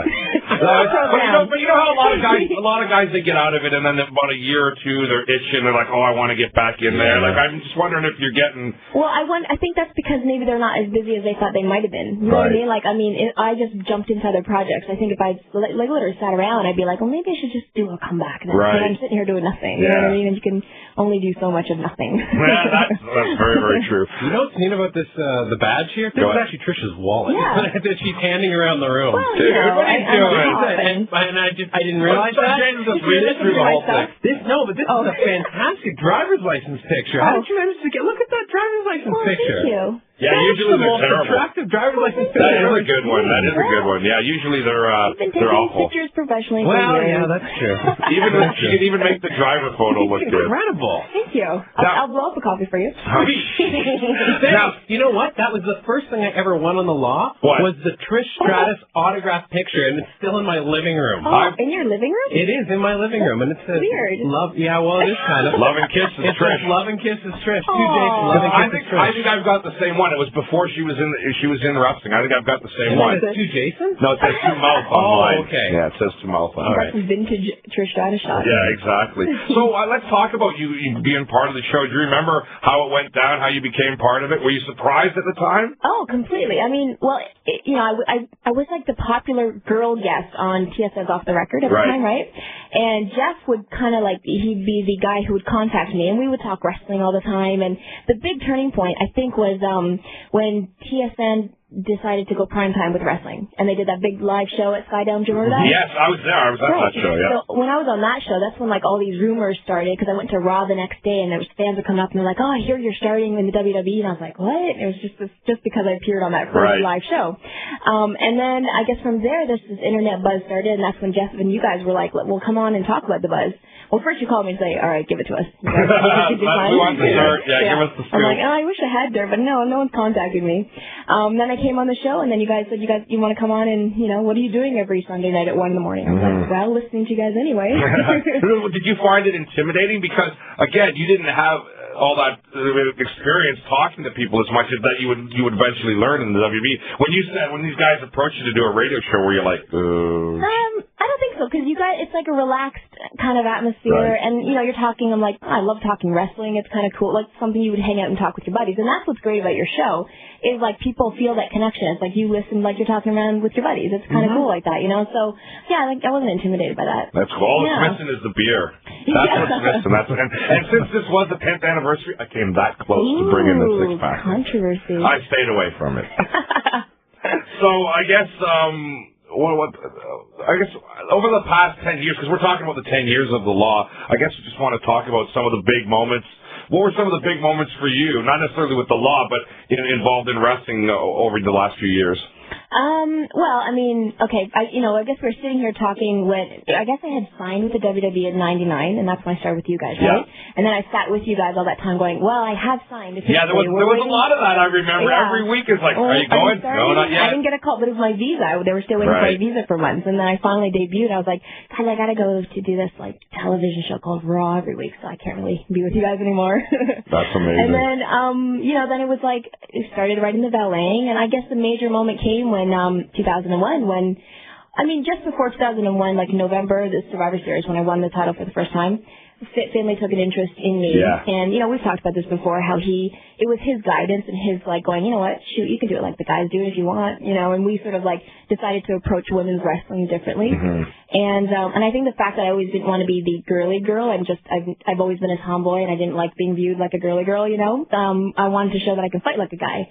And then they started to kind of, let us do that. And then when I got the title for the first time, 2001, it was just this cool thing that happened. Like, we were able to, like, have storylines. We were able to have girls that could work.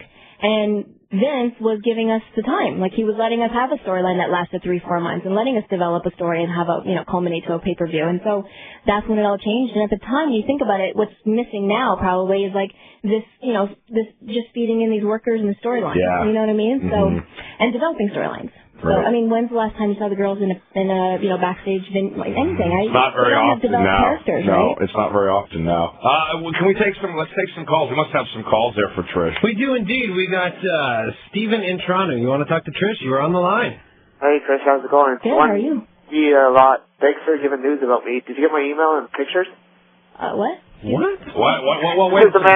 This is the man who did Ahmed Johnson last week, and you see him at the airport, Trish, a lot. Okay. What's that? Start again. What? You saw Ahmed Johnson at the airport? Yeah, with the man whose name starts with an L. This is the weirdest call we've ever gotten. Wait, back up. What did you ask me? I don't know. He's gone. That was just strange. I'm not sure what was going on there. Ahmed Johnson in the airport. Okay. That was just bizarre. Wait, you're supposed to screen the call. You know what? We were chatting in here before about the way that you were able to leave the WWE, and were you surprised in regards to how that went down? Totally. Yeah. I didn't know what I expected. I didn't think I was going to start losing, and then I'd, my name would be smeared or anything. But I kind of told Vince, like, I felt like I really wanted to see Lita and I go the one last time, and suddenly all these things were falling into place, and it was remarkable the way it all kind of unfolded. And actually, he was the one who kind of, my contract was supposed to end in August, and I kind of looked at it like, okay, after SummerSlam, I'm all done. And he said, well, let's, there's no better, ending to go in Toronto. And I was like, I didn't even think of that. So he presented all that to me, and that was that. It was amazing. That was the most amazing ending you could ever imagine. I got to be there live. Yeah. That was probably my favorite. That was, my favorite live wrestling event. And that particular moment, especially with the sharpshooter.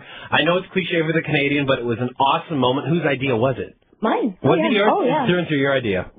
Me and my husband, we talked about it for like as soon as we knew that I'd be retiring in Toronto, it was like that was it. That was how we were gonna we were gonna go out. I mean, we've been talking about it forever. I was like, that was the biggest moment. I couldn't wait to do it. That's funny. And it was funny because a lot of people didn't get that, and a lot of people backstage was kind of like, what did you use that for? I was like, that's pretty bad. If you don't get it, I don't even need to explain. Yeah, that's really bad. The crowd went in. I mean, I don't tell you, the crowd went insane. Was that the biggest pop that you think that you've ever gotten? Biggest pop ever in my whole career, for sure. Wow. I watched that back, and I can't even believe it. And I just can't believe. I'm like, that's for me. And it wasn't for me. It was for that moment and for what it meant, and it was just an amazing moment. It is truly amazing that you got out on such a high moment in your hometown, the way you wanted. You got to do what you want. I mean, you're on a list that's about 5 names long, That's pretty impressive. Yeah. Very impressive. Did they tell you what they were going to do with the women's title after you? Now, by the way, do you still have it? Because you came on our show that night and you said, I just got left with the title. Well, I did, and I kept it, and I put a little place in my office, and then I got a FedEx package to my house with a little note. Yeah, really? Oh, yeah, sure. I'll get back. Yeah. And I think for a couple weeks there was this really stiff-looking, replica, fake-looking thing on TV. Did you notice that? Before I sent back the really good roughed-in looking one. Yeah. Yeah. Well, they've got those guys now that can make the replicas look just like the real thing anyway. But they're not as worn in. Like the letters all stick. Yeah, true. Like they're holding it up. It's like this is, rigid thing. So having the long span that you spent in the WWE, was there a particular one moment, aside from this last one, which was probably the favorite moment, but within there, was there a favorite match or a favorite moment that you had? Probably Stace Cofield. When I won for the 4th time. Yeah. And that was with Jazz and Victoria. And there's 68,000 people. And I went in as the underdog and just came out on top. And just hearing like that crowd with 68,000 and just, it was kind of like a pinnacle point in my career because it kind of meant to me like I'm on my way, in the women's division of solidifying or getting the credibility that I sort of needed to go forward. So that was probably one of my biggest moments.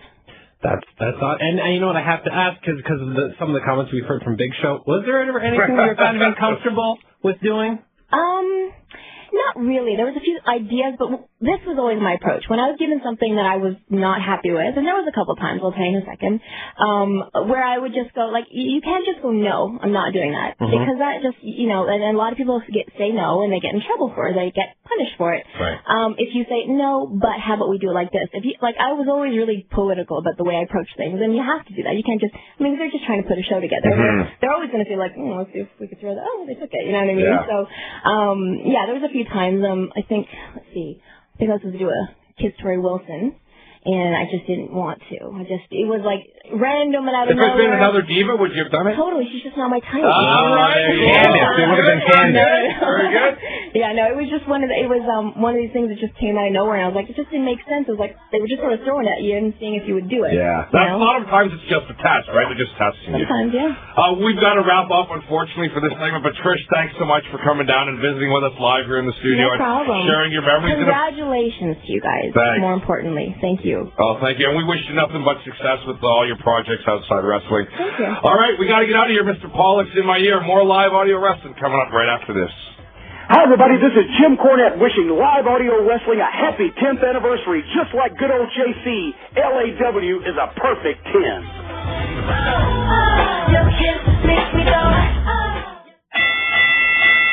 Hours, minutes, and even seconds. Yeah, tick, tick, tick, tick. Yeah, let it happen. Yeah, let it happen. I'm ready. Broadcasting to the world. From the wrestling capital of Canada. Let me roll at you, player! Your number one source for professional wrestling and mixed martial arts news, interviews, and opinions. Live audio wrestling.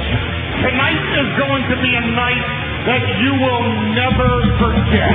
With Dan the Mouth Lovranski. And the mouth of That's Oliver! Jason Agnew. Have mercy! And John Pollock. Captain Charisma himself! This is the law. There's the theme music I recognize. We're back to the present day. Welcome, everybody, to our special third hour here of live audio wrestling on Fight Network Radio, and, of course, from our home base in Toronto on News Talk 1010, CFRB, and all across Canada on stations like the Fan 960 in Calgary. We are so happy. We're having a great time here, Jason and I. John Pollock's with us as well, our call screener, Wei Ting.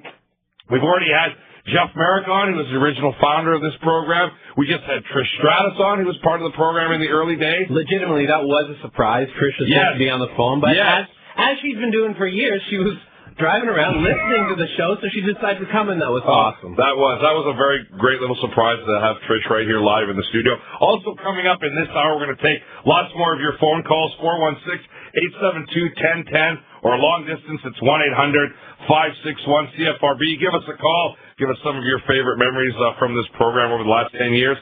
Also, John Pollock had a chance to sit down and talk with Brock Lesnar. This is a great guest for the 10th anniversary because we've never had him on the program before. So John had a chance to sit down and talk with him, and I'm really looking forward to hearing that interview as we find out what's going to happen next for the big man, Brock Lesnar. But now, as we like to do every Sunday, although a little bit later this week than usual, but nevertheless, he's got to be part of this show tonight. He's been part almost from day one. We were talking last week. Was it 99? Dave, was it 99? I still can't remember. I think it was, I'm thinking late 98, maybe early, or probably late 98. Could be right around in that time. So it's a pleasure to welcome Dave Meltzer again from the Wrestling Observer newsletter. Yeah, celebrating 10 years Unbelievable. Tonight, Dave. Well, you know, it's been a very interesting 10 years. The 97 You're telling me. The 2007 period is pretty. Business changed 30 times. Yeah, it's really a unique period to have been covering pro wrestling. That's for sure, and MMA as well. I wanted to kind of stick to the theme, Dave, for our segment this week, and kind of get your thoughts on, if you had to look back on these 10 years, 97 to 2007, what would be the three biggest stories in wrestling over that period? The sale of WCW to WWF would be number one for sure. Right. Probably the Montreal Survivor Series was the most talked about story of my life. So that would have to be in the top three. And maybe the folding of ECW. Right. You know, that wasn't like a one-shot thing, because that kind of slowly died. Whereas the WCW thing, while it slowly died, there was a finality in that one day it was sold. But off the top of my head, you know, those would be three of the biggest. I think a lot of the, you know, things like, you know, Eddie Guerrero's death and things like that, you know, not just that one, but several of them. Maybe Owen Hart, actually. Right. Because it was on a live pay-per-view. Yep. You know, that might be it. Jesse Ventura winning the election for governor was huge. So yeah, it's an incredible amount of big stories. Yeah. Well, you gave me the answer I basically expected, in that there's way more than three of them. You know, it's again, like we mentioned, such a fertile period for pro wrestling. And now you mentioned those three. You mentioned folding of ECW, sale of WCW, the Bret Hart Montreal Screwjob. I would have to say the WCW one, we're still feeling the ramifications of that. We will forever, because nobody's ever, you know, filled that spot. I mean, TNA tried, but hasn't come close. I mean, the closest thing to filling that spot was really UFC, if you think about it. Mm-hmm. You know, and you know, the rise of UFC is obviously, you know, that's a pretty huge one. The whole, you know, Vince McMahon as a performer. Right. You know, feuding with Stone Cold. I mean, that's one of the biggest money feuds, you know, maybe the biggest money feud in history. Yeah, it was. The complete, you know, debacle and death, you know, I mean, before the sale, the just absolute destruction that last year and a half of WCW. I mean, my God, you know, the Bill Goldberg phenomenon, and then the killing of the Bill Goldberg phenomenon. Yeah, it's so true. You know, Rock goes to Hollywood and, you know, or you know, becomes such a big star, and it's just, you know, Bret Hart stroke. I mean, just on and on and on. Yeah, no, you're so true. You mentioned the rise of UFC. I also wanted to get your thoughts on where you'd put the top MMA stories. Say again, the top three of the last 10 years, because certainly MMA has gone through a phenomenal growth in this time as well. Yeah, I mean, the rise of Pride through the Sakuraba, you know, period. Right. All those tournaments, you know, in the Pride thing, and obviously the you know, UFC getting on Spike TV and the thing blowing up last year. You know, I mean, just the whole rise of 2006. Yeah, you know, I mean, right. but you know, Pride was bigger than, you know, than UFC. Mm-hmm. So really, you know, the Pride stuff, Sakuraba beating Hoyler and Hoist Gracie and then becoming a national hero in Japan, I would have to think would be number one. Right.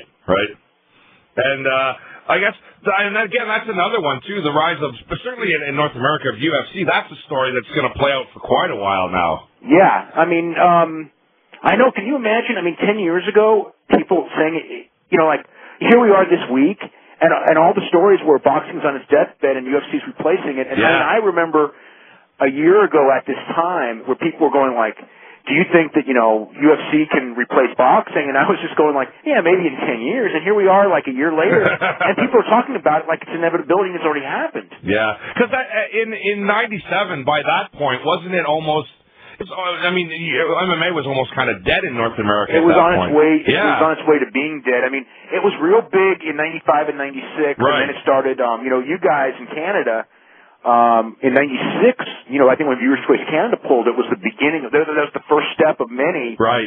in the cable companies. Because I remember that was, I was at the Severin Shamrock fight, Ken Shamrock Dan Severin fight in Detroit, 96.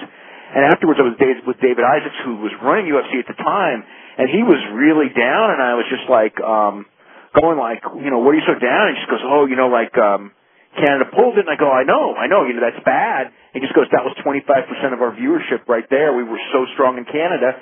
And, from there, then all the big cable companies in the States pulled it. And, the Fertitta's buying UFC. I mean, that's got to be way up there because they saved what was about to go out of business. Mm-hmm. And, and then built it up to be, bigger than it ever was. I mean, Dana White's, role in this is just gigantic. Mm-hmm.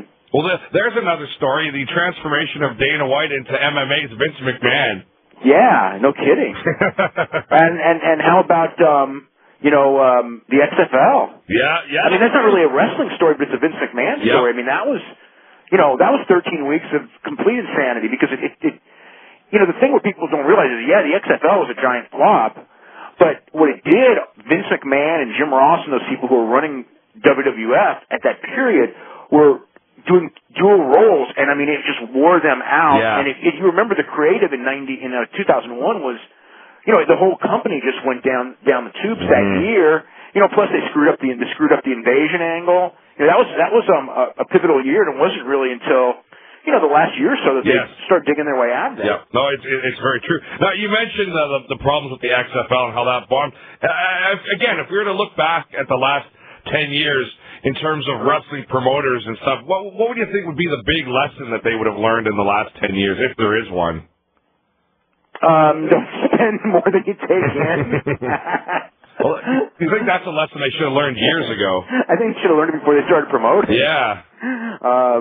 And don't insult your audience too often, and don't get. What I think? It's don't get real arrogant, because if you look when Eric Bischoff got real arrogant, it cost him. And Vince, even Vince, he had that period where he got real arrogant when he had the success, and again, they never. I mean, I guess they lost money the one year, but they never had.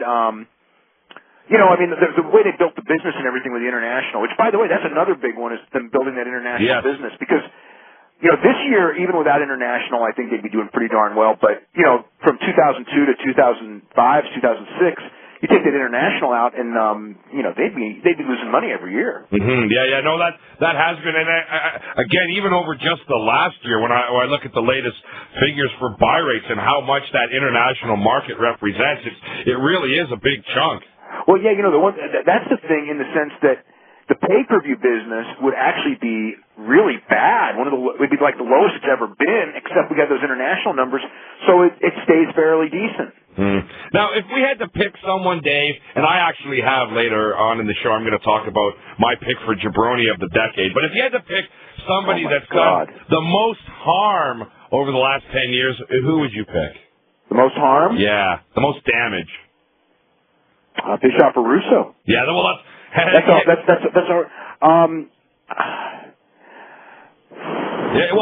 a hard one for me to, because Bischoff was in control of something that was doing great, but he also made it great and then killed it.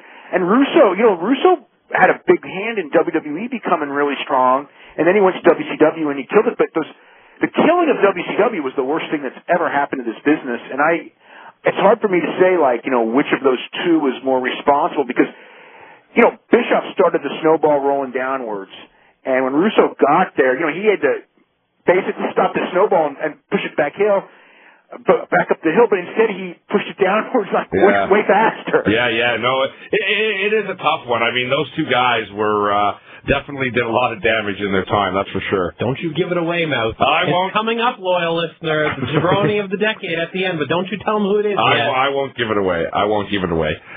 One more question, Dave, before we wrap. The final thoughts on, I guess, what's the big story to follow over the next 10 years? And I guess we've kind of mentioned it already.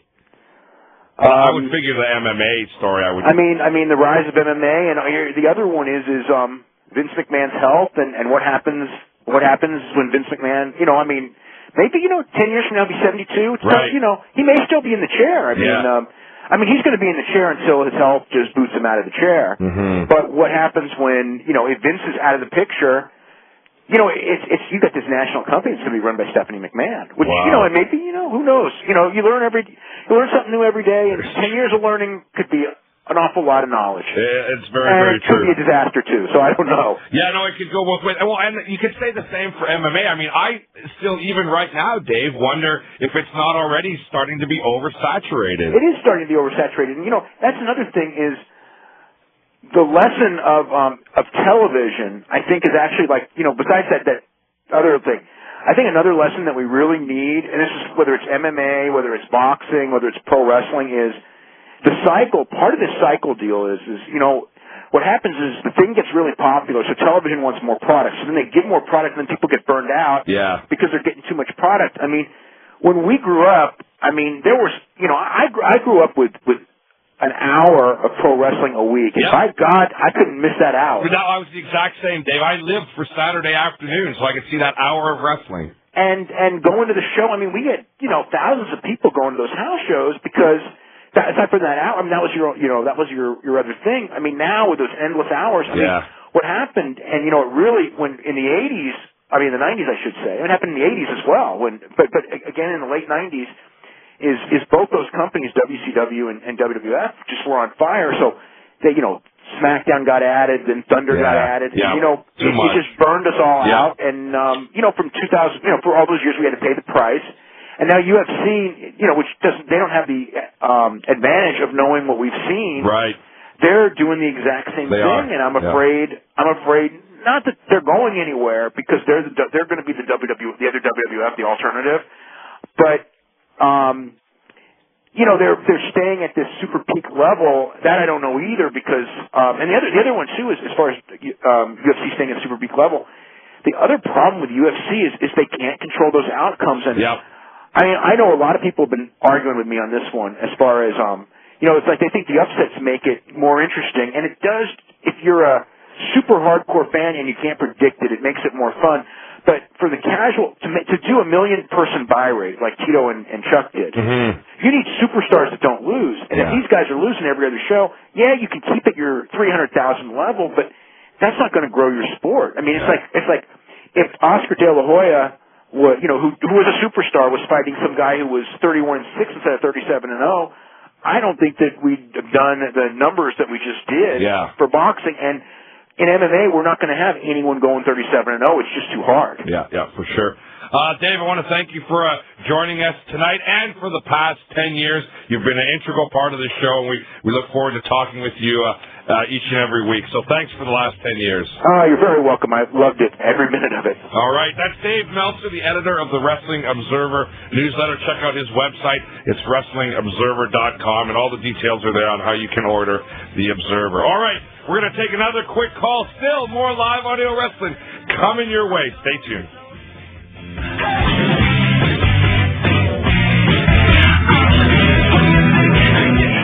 Live audio wrestling is brought to you by Giant Extreme Science, makers of Knox CG3, available at GNC.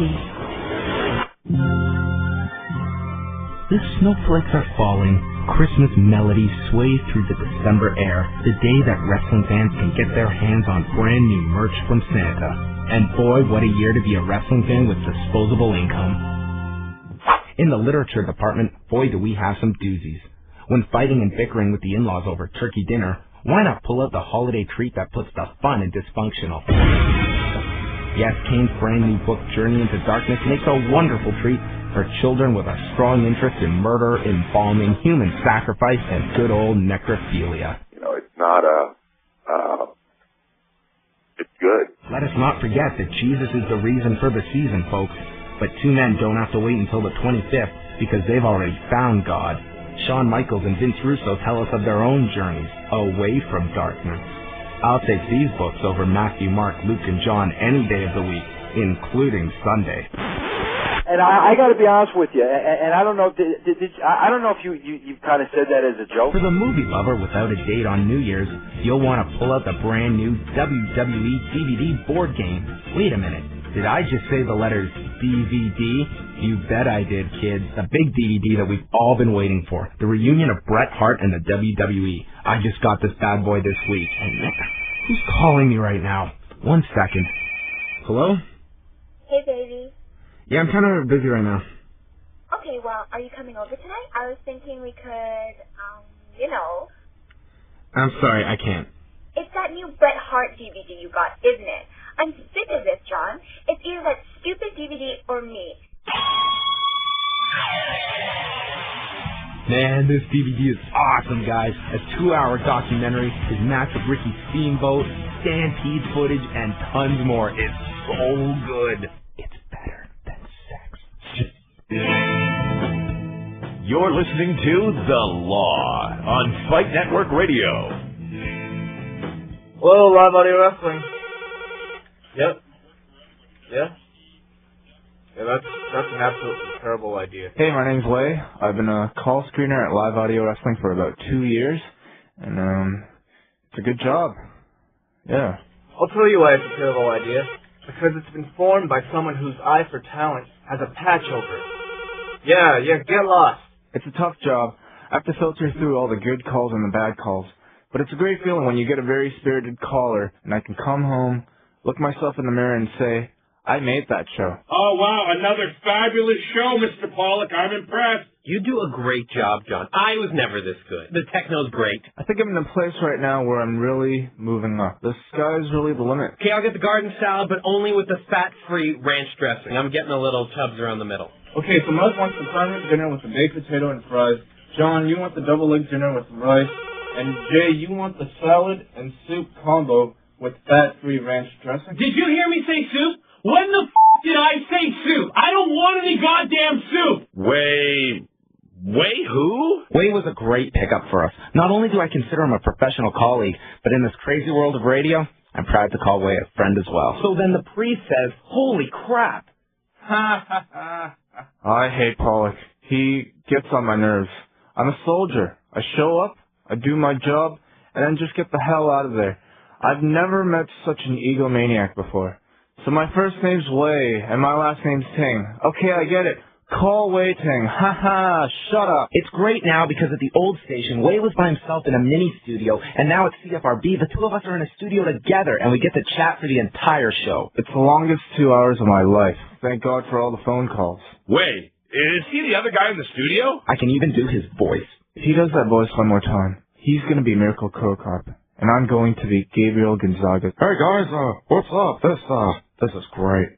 Bastard. Wei is awesome. I love the guy. A real keener, you know? I see a lot of myself in the kid. So there you go. Congratulations to you both. You're both getting some ECW stuff. There you go. It's titled about trivia, not win free shit for nothing. 2 winners? I'm not your goddamn secretary. Stick on the line and you will talk to our call screener waiting. I'm sorry, guys. I'm more of a visual person. I bet you if I saw his face, I'd probably recognize him. So Mountain J, simple. There's the loud one and the obnoxious one. Pick your poison. Well, you know, I do remember a Jughead. There was a guy named Jeff, Carla, Penfold, I think the guy's name was, but Away? I don't remember Away. Sometimes I just feel like I'm surrounded by idiots and trying to make sense of it all. Live Audio Wrestling, what's your name? Where are you calling from? Hello? Hello?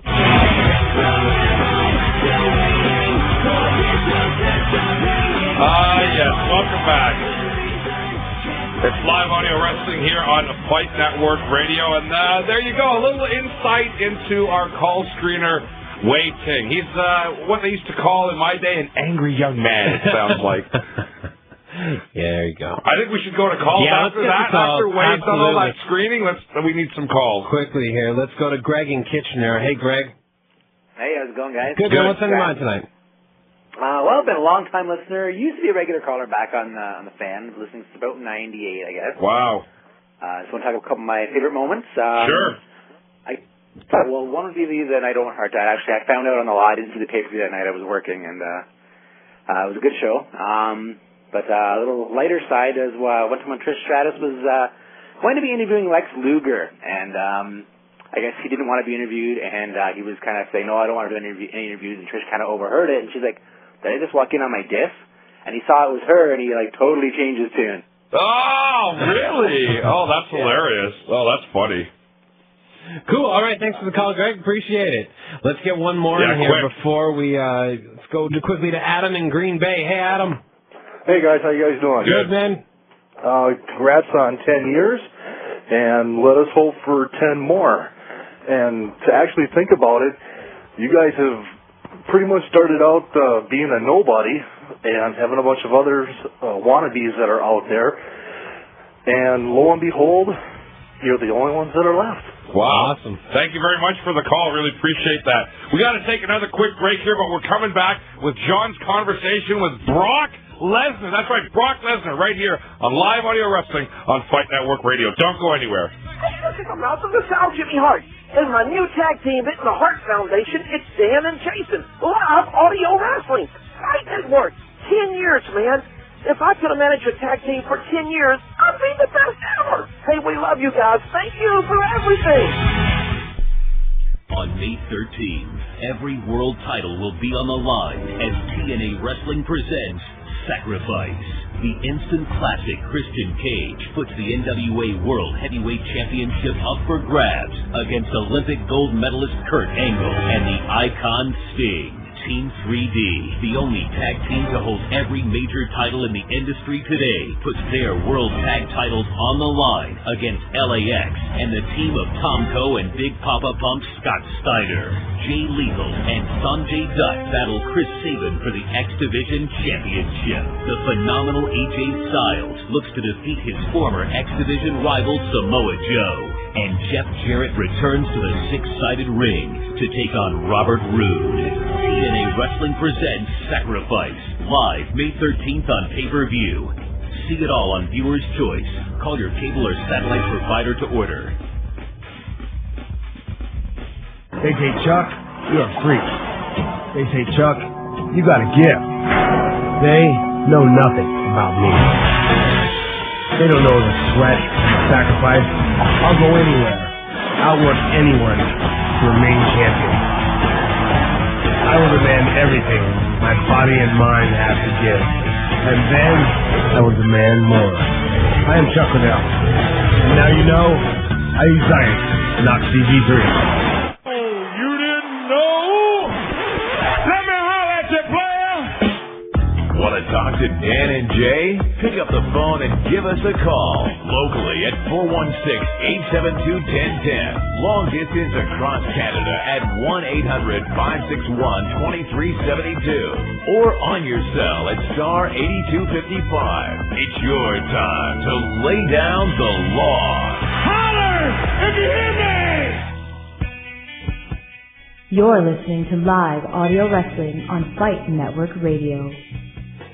Look out! Wait for another rock bottom. Brock Lesnar! Brock Lesnar! He counters! Oh, man! And look out! It's F5! It's F5 to the Rock! The cover! One to the two!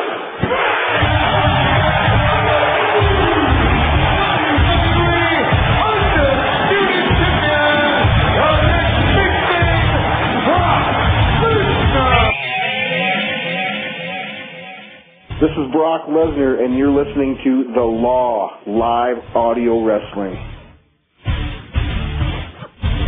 Welcome back to the program. It is indeed Live Audio Wrestling here from our home base in Toronto at News Talk 1010 CFRB, and of course across Canada on stations such as the Team 1260 in Edmonton, thanks to Fight Network Radio. We're just doing our 10th anniversary special tonight. We're into hour 3. We're still kicking out the jams here and lots more to get to, and we'll take some more of your calls and stuff in the next segment. And also, we've got the Jabroni of the Decade coming up. You want to stick around for that. But right now, we want to get right into this. John Pollock had a chance to sit down and talk with the one and only Brock Lesnar this week. So let's hear what Brock has to say about his time in professional wrestling right here on Live Audio Wrestling. First, I want to rewind back to 2000. You're coming out of university as an NCAA champion wrestler, and every company under the sun was making offers your way. Why the decision to go to the WWF? Their offer was a little more outstanding than I mean, I really didn't have a whole lot of options. There was 3-year job security, basically for me, and a chance to put some money in my pocket, and I thought, what the heck, I'll give it a try, and I really did enjoy it. I really enjoyed being in the ring and wrestling. Mm-hmm. And, I mean, you look at the climate in mixed martial arts at that time. I mean, the UFC was nothing compared to what it is today. It was back when SEG still owned the company. And, I mean, guys were not making the type of money that a guy like you could go make in professional wrestling. So, really, I guess you didn't really have those options in MMA at the time. Absolutely not. No, there wasn't, So, I mean, it was... for me, it was either football or joining the circus. Now, we've spoken to Kurt Angle a number of times, and he described the transition from amateur to pro wrestling as one of the most difficult transitions to make because you have to break every habit that amateur wrestling instills in you, forcing you to work with rather than against an opponent. Did you find the same difficulties transitioning over? It was, I would say it was just difficult to get the light bulb to go on, It was just, for me, Kurt picked it up real quick, and also did I, So I was just, for me, I just went in with an open mind and wanted to make sure I was doing everything right, Mm-hmm. And I found, I found everybody being very helpful, and that was, of course, without people around you wanting to help you, and obviously you got to want and work for it, but without being surrounded by good people, it was, and I went down to Louisville, and Danny Davis, the trainer down there, was, and there was a good group of guys. There was a lot of stallions down there when I was there. Yep. And so we all worked together real well. How valuable was having a guy like Jim Cornette down there in Louisville during the time where you were transitioning into wrestling? I mean, a great mind for the wrestling business. And did you feel that Cornette's influence really helped you when you graduated to the main roster? Well, yes and no. I mean, Jim was able to see talent, but he's just he's a loose cannon. I mean, he was as much as he was good for the business. He was he was hard to work with, and that's why that's why he doesn't it's one of those things where he was very helpful and very had a lot of ideas but as far as hands-on stuff and on promo side of it too, he was helpful. Mm-hmm. But you just never knew what kind of guy you were going to get when you came to the arena. You were called up to the main roster in March of 2002, and they immediately paired you with Paul Heyman. How instrumental was Heyman to the overall presentation of Brock Lesnar during that period? Well, I think first and foremost, Vince seen something in me that he wanted, and for the time being, I was up doing dark matches and every day I was in the ring working before the shows and trying to learn everything I could and to pick guys that had been in the business for a long time and just to get in the ring and work out with them. And finally one day Paul and I had a discussion and I don't know how it actually transpired, but Paul's story is he went to Vince and had an idea with it and I think Vince just liked it, and we took off. And I was ready. I was ready to make the move. Were you comfortable playing the heel right off the get-go? Absolutely, yeah. Because I think it's an easier, it can be an easier role to play than a good guy, but because to me it just kind of came more naturally, and you can kind of get away with saying more things as a heel, and kind of get away with working the style that you want to work as a heel. So for me, I enjoyed it. Now, you found yourself in a very unique situation early on in the company. Steve Austin had left the company at the time. The Rock was in and out making movies, and at the start of the summer, Triple H was injured, and the company turned to you with only a few months on the big stage and wanted to put the big belt on you. A lot of pressure, I imagine, for yourself during that first summer with the company in 2002. Yeah, to me, it just seems like one big collage. I mean, I was ready for anything that Vince came to me one day and we sat in his office and had a good talk, and it was just one of those things where, are you ready for this? And I like responsibility, and I've always been that way, and so for me it was like, let's go with it, and here we go. Mm-hmm. Now, you mentioned it was all a collage, but I'm sure one night that does stick out for your memory at that time was WrestleMania 19, Safeco Field, yourself and Kurt Angle for the WWE title. Late in the match, you attempted a shooting star press, a move you had done very successfully down in Ohio Valley, down in Louisville. But this one, you landed right on your neck, and I know watching it, the first reaction I thought was, oh my God, the guy's broken his neck. What do you remember from that spot and getting to the finish, if anything? Well, for me, first, let me state this, and that move wasn't my idea. That was John Laurinaitis' idea. Really? And then I originally didn't want to do it. I didn't want to execute the move because I hadn't done it for a long time. And then John Laurinaitis took it to Jim Ross and to Vince, and Jim Ross said, "Oh, it'll be a WrestleMania moment," you know, and so I got out in the ring the night before, and I practiced it, landed it, and obviously I hadn't wrestled 20-25 minutes before that in the ropes. I'd landed the move every single time before that night, but it had been a year before I actually did the maneuver, and so I was really leery, and me and Kurt actually, I said, well, listen, I'll just see how it feels, and if I do it, I do it, and if I don't, I don't. Me and Kurt worked real well together, and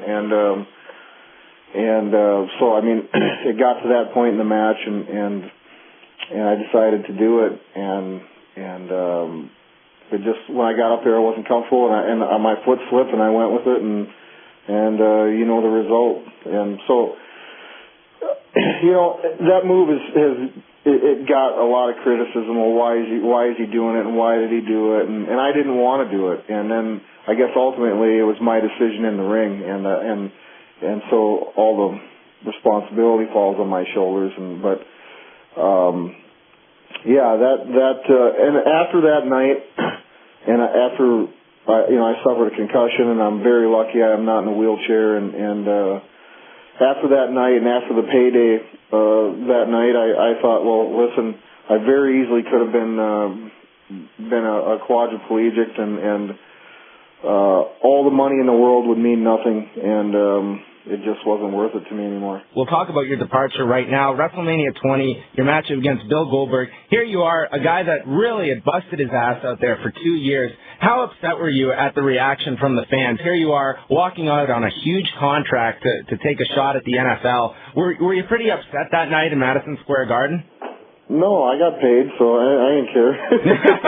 Well, that's all that really matters. I mean, that's why everybody goes to work every day. And I can understand that the fans were upset. There's a lot of loyal fans out there, and of course everybody wants to see you keep going and doing this, but I didn't let my ego get in the way of anything. It was my heart and my gut feeling and a desire to try out for the NFL. Yeah, there's this rumor that's gone around ever since that night that Shane McMahon was in the crowd chanting "You sold out." Can you confirm that? Oh man, no, I don't know. You never heard that one? That was one story that had gone around, but no one seems to be able to confirm if he was actually in the crowd. Overall, looking back at your pro wrestling career, you don't seem to regret it at all. Was it overall a very worthwhile experience for you during your time, the 4 years involved with the company? Absolutely. I made a lot of money. Mm-hmm. Now, the WWE, they did attempt to try and tie you up in court after leaving. Now, that's all been settled. Are you still allowed to wrestle in North America? Are you able to comment on that? No. I mean, I've chosen not to wrestle, and that was my decision back in 2004. Right. But the option is open. I mean, WWE isn't going to come after you if say, one day you decide maybe I want to go back. Absolutely not. It's one of those things where it's my decision. Some very interesting comments there from Mr. Brock Lesnar in an exclusive interview for Live Audio Wrestling with John Pollock. He likes his money. Brock Lesnar says Brock, yeah, exactly. All right. We got to take a break and get out of here, but we're coming back to wrap up here on Live Audio Wrestling. This is Nick Bockwinkel, former AWA World Heavyweight Wrestling Champion, and we're laying down the law for one reason. It is the ubiquitous live audio wrestling going all the way across Canada. Remember, it is their 10-year anniversary. Hey, this is Scott D'Amore from TNA Wrestling, and just wanted to say congratulations to all the guys at the law for 10 years of being the leader in wrestling radio. Live Audio Wrestling is brought to you by Giant Extreme Science, makers of Knox CG3, available at Popeye Supplements. We here at Live Audio Wrestling have managed to get our hands on a few of the WWF announcer tryout tapes, and feel it is our duty to share them with you, the listener. Okay, WWF announcer tryout take 1, Macho Man Randy Savage. Ooh, yeah! The Macho Man Randy Savage taking on the commentary position. I knew it was only a matter of time. Yeah, tick, tick, tick. Before they broke down and called in the Macho Man.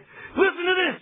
Cain, the same fire that you breathe by, you will burn by. Oh, yeah! All right, thank you, Macho. Okay, up next, NBC basketball play-by-play man, Marv Albert. Yes!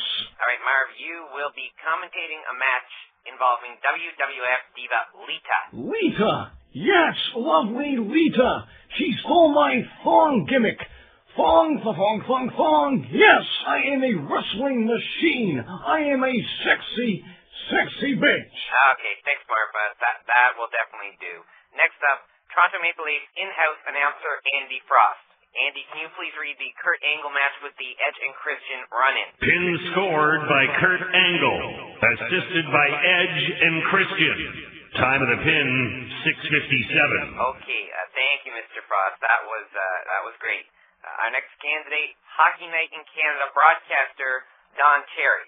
Okay, Mr. Cherry, go ahead. Nobody hits anybody. Look like a tea party out there. Look, Swedes and Finns playing at December. I mean, hit or fight or do something. Mr. Cherry, you realize wrestling is a work sport. They don't really fight each other. You know what would make wrestling better? If they had skates, sticks, and pucks, if you know what I mean. Yes, we know what would make wrestling better, Mr. Cherry, but we are talking about wrestling. Bret Hart's my favorite. Okay, that's it. No, we can't talk about him.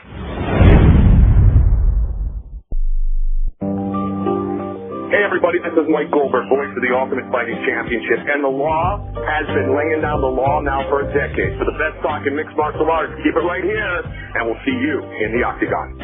Hi, this is Mike Garrett, President and co-founder of the Fight Network. Just wanted to thank all the listeners who have been listening and supporting the Law for the last 10 years. Thanks very much, and looking forward to many more. Dan, Jay, and John, thanks so much, guys. You're listening to the Law, and that's my phone. I gotta go.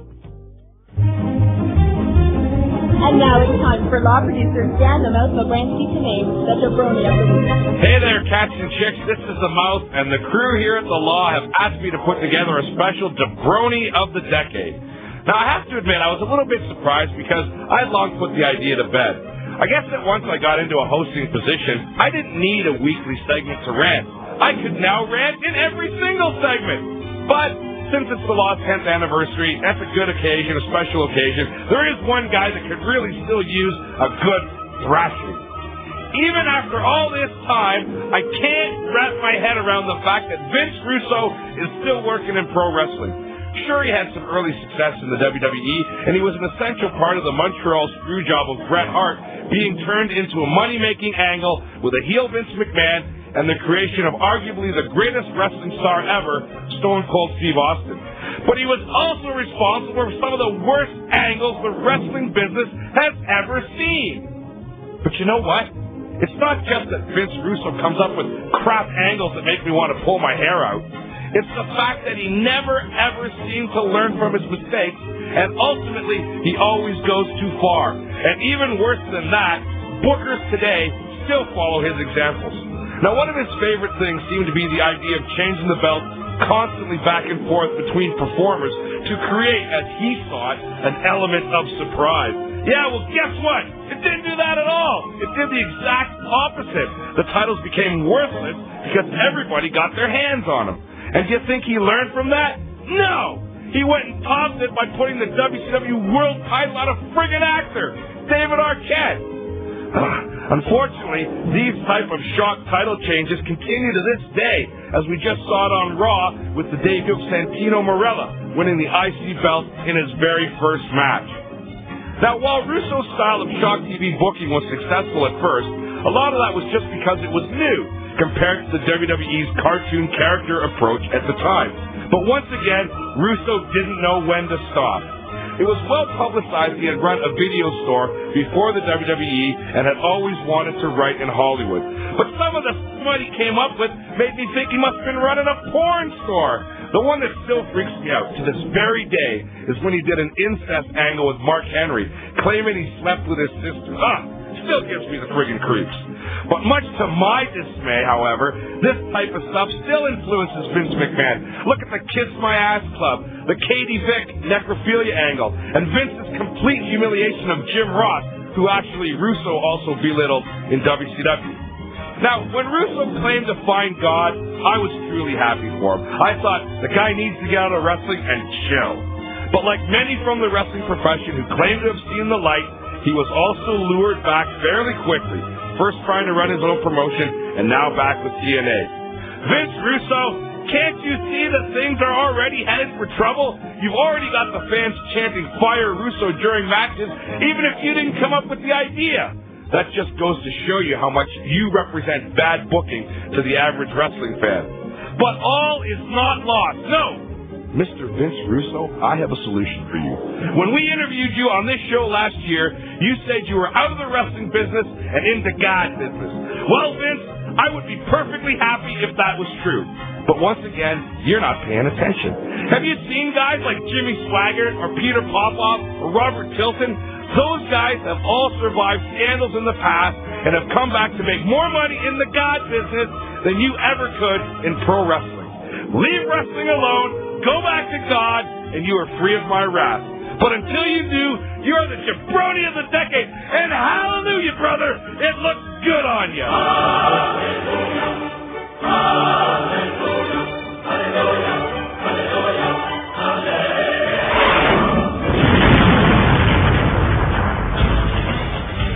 This is Vince Russo from WCW, and you are listening to Live Audio Wrestling. Stay tuned for Nitro. What, John, no 10 years of good wishes from Vince Russo? No one at TNA is currently talking to us. Oh, well, there you go, eh? Well, there's C'est la vie. That's where the chips fall. That's how we do this show, man. We're not here to make friends. Live Audio Wrestling on Fight Network Radio, wrapping up our 10th anniversary special here. We are pressed for time. Let's get a quick call in here, Jay, if we can. All right, let's chat with Mark from London. Quickly, Mark. Hey, I just want to know about the UWA on Fight. The UWA fight. It's starting in May. The programming is starting in May. Oh, on the Fight Network. Yeah, absolutely. It's gonna start in May, and it's gonna be awesome. They run a really awesome promotion. I'll find out the start date tomorrow. Actually, I'll get it in the update. Cool. Right, yeah, and they have that big show at the end of May, too, with Ultimo Dragon and Jushin Liger coming in, so we'll definitely be talking about that in the weeks to come. 1 minute left. That is all we're doing. We don't have any more calls? We do, but we only got a minute. Well, you want me to do another one? We don't have time for another call. All right, so we don't have wrapping up. That's it. Well, there you go, ladies and gentlemen. 10 years of Live Audio Wrestling. Thanks, everybody, for joining us. Thanks to all the various people that did those great well wishes for us. Thanks to our guests, Brock Lesnar, of course, Dave Meltzer, Trish Stratus for coming by, Jeff Marek for coming by, and, of course, the bottom line, we have to thank all of you. We wouldn't be on the air here through all the different radio stations, through all the different things we've gone through, if it wasn't for you people, the listeners, the fans. You're the guys that have kept us going over the past 10 years, and hopefully will keep us going over the next. Jason, anything else? Hey, thank you for dealing with me. Yeah, I can say the same thing. Absolutely, and for John and Way, and the chain continues each and every week. All right, that's it. We're out of here. Live Audio Wrestling on Fight Network Radio. Brother.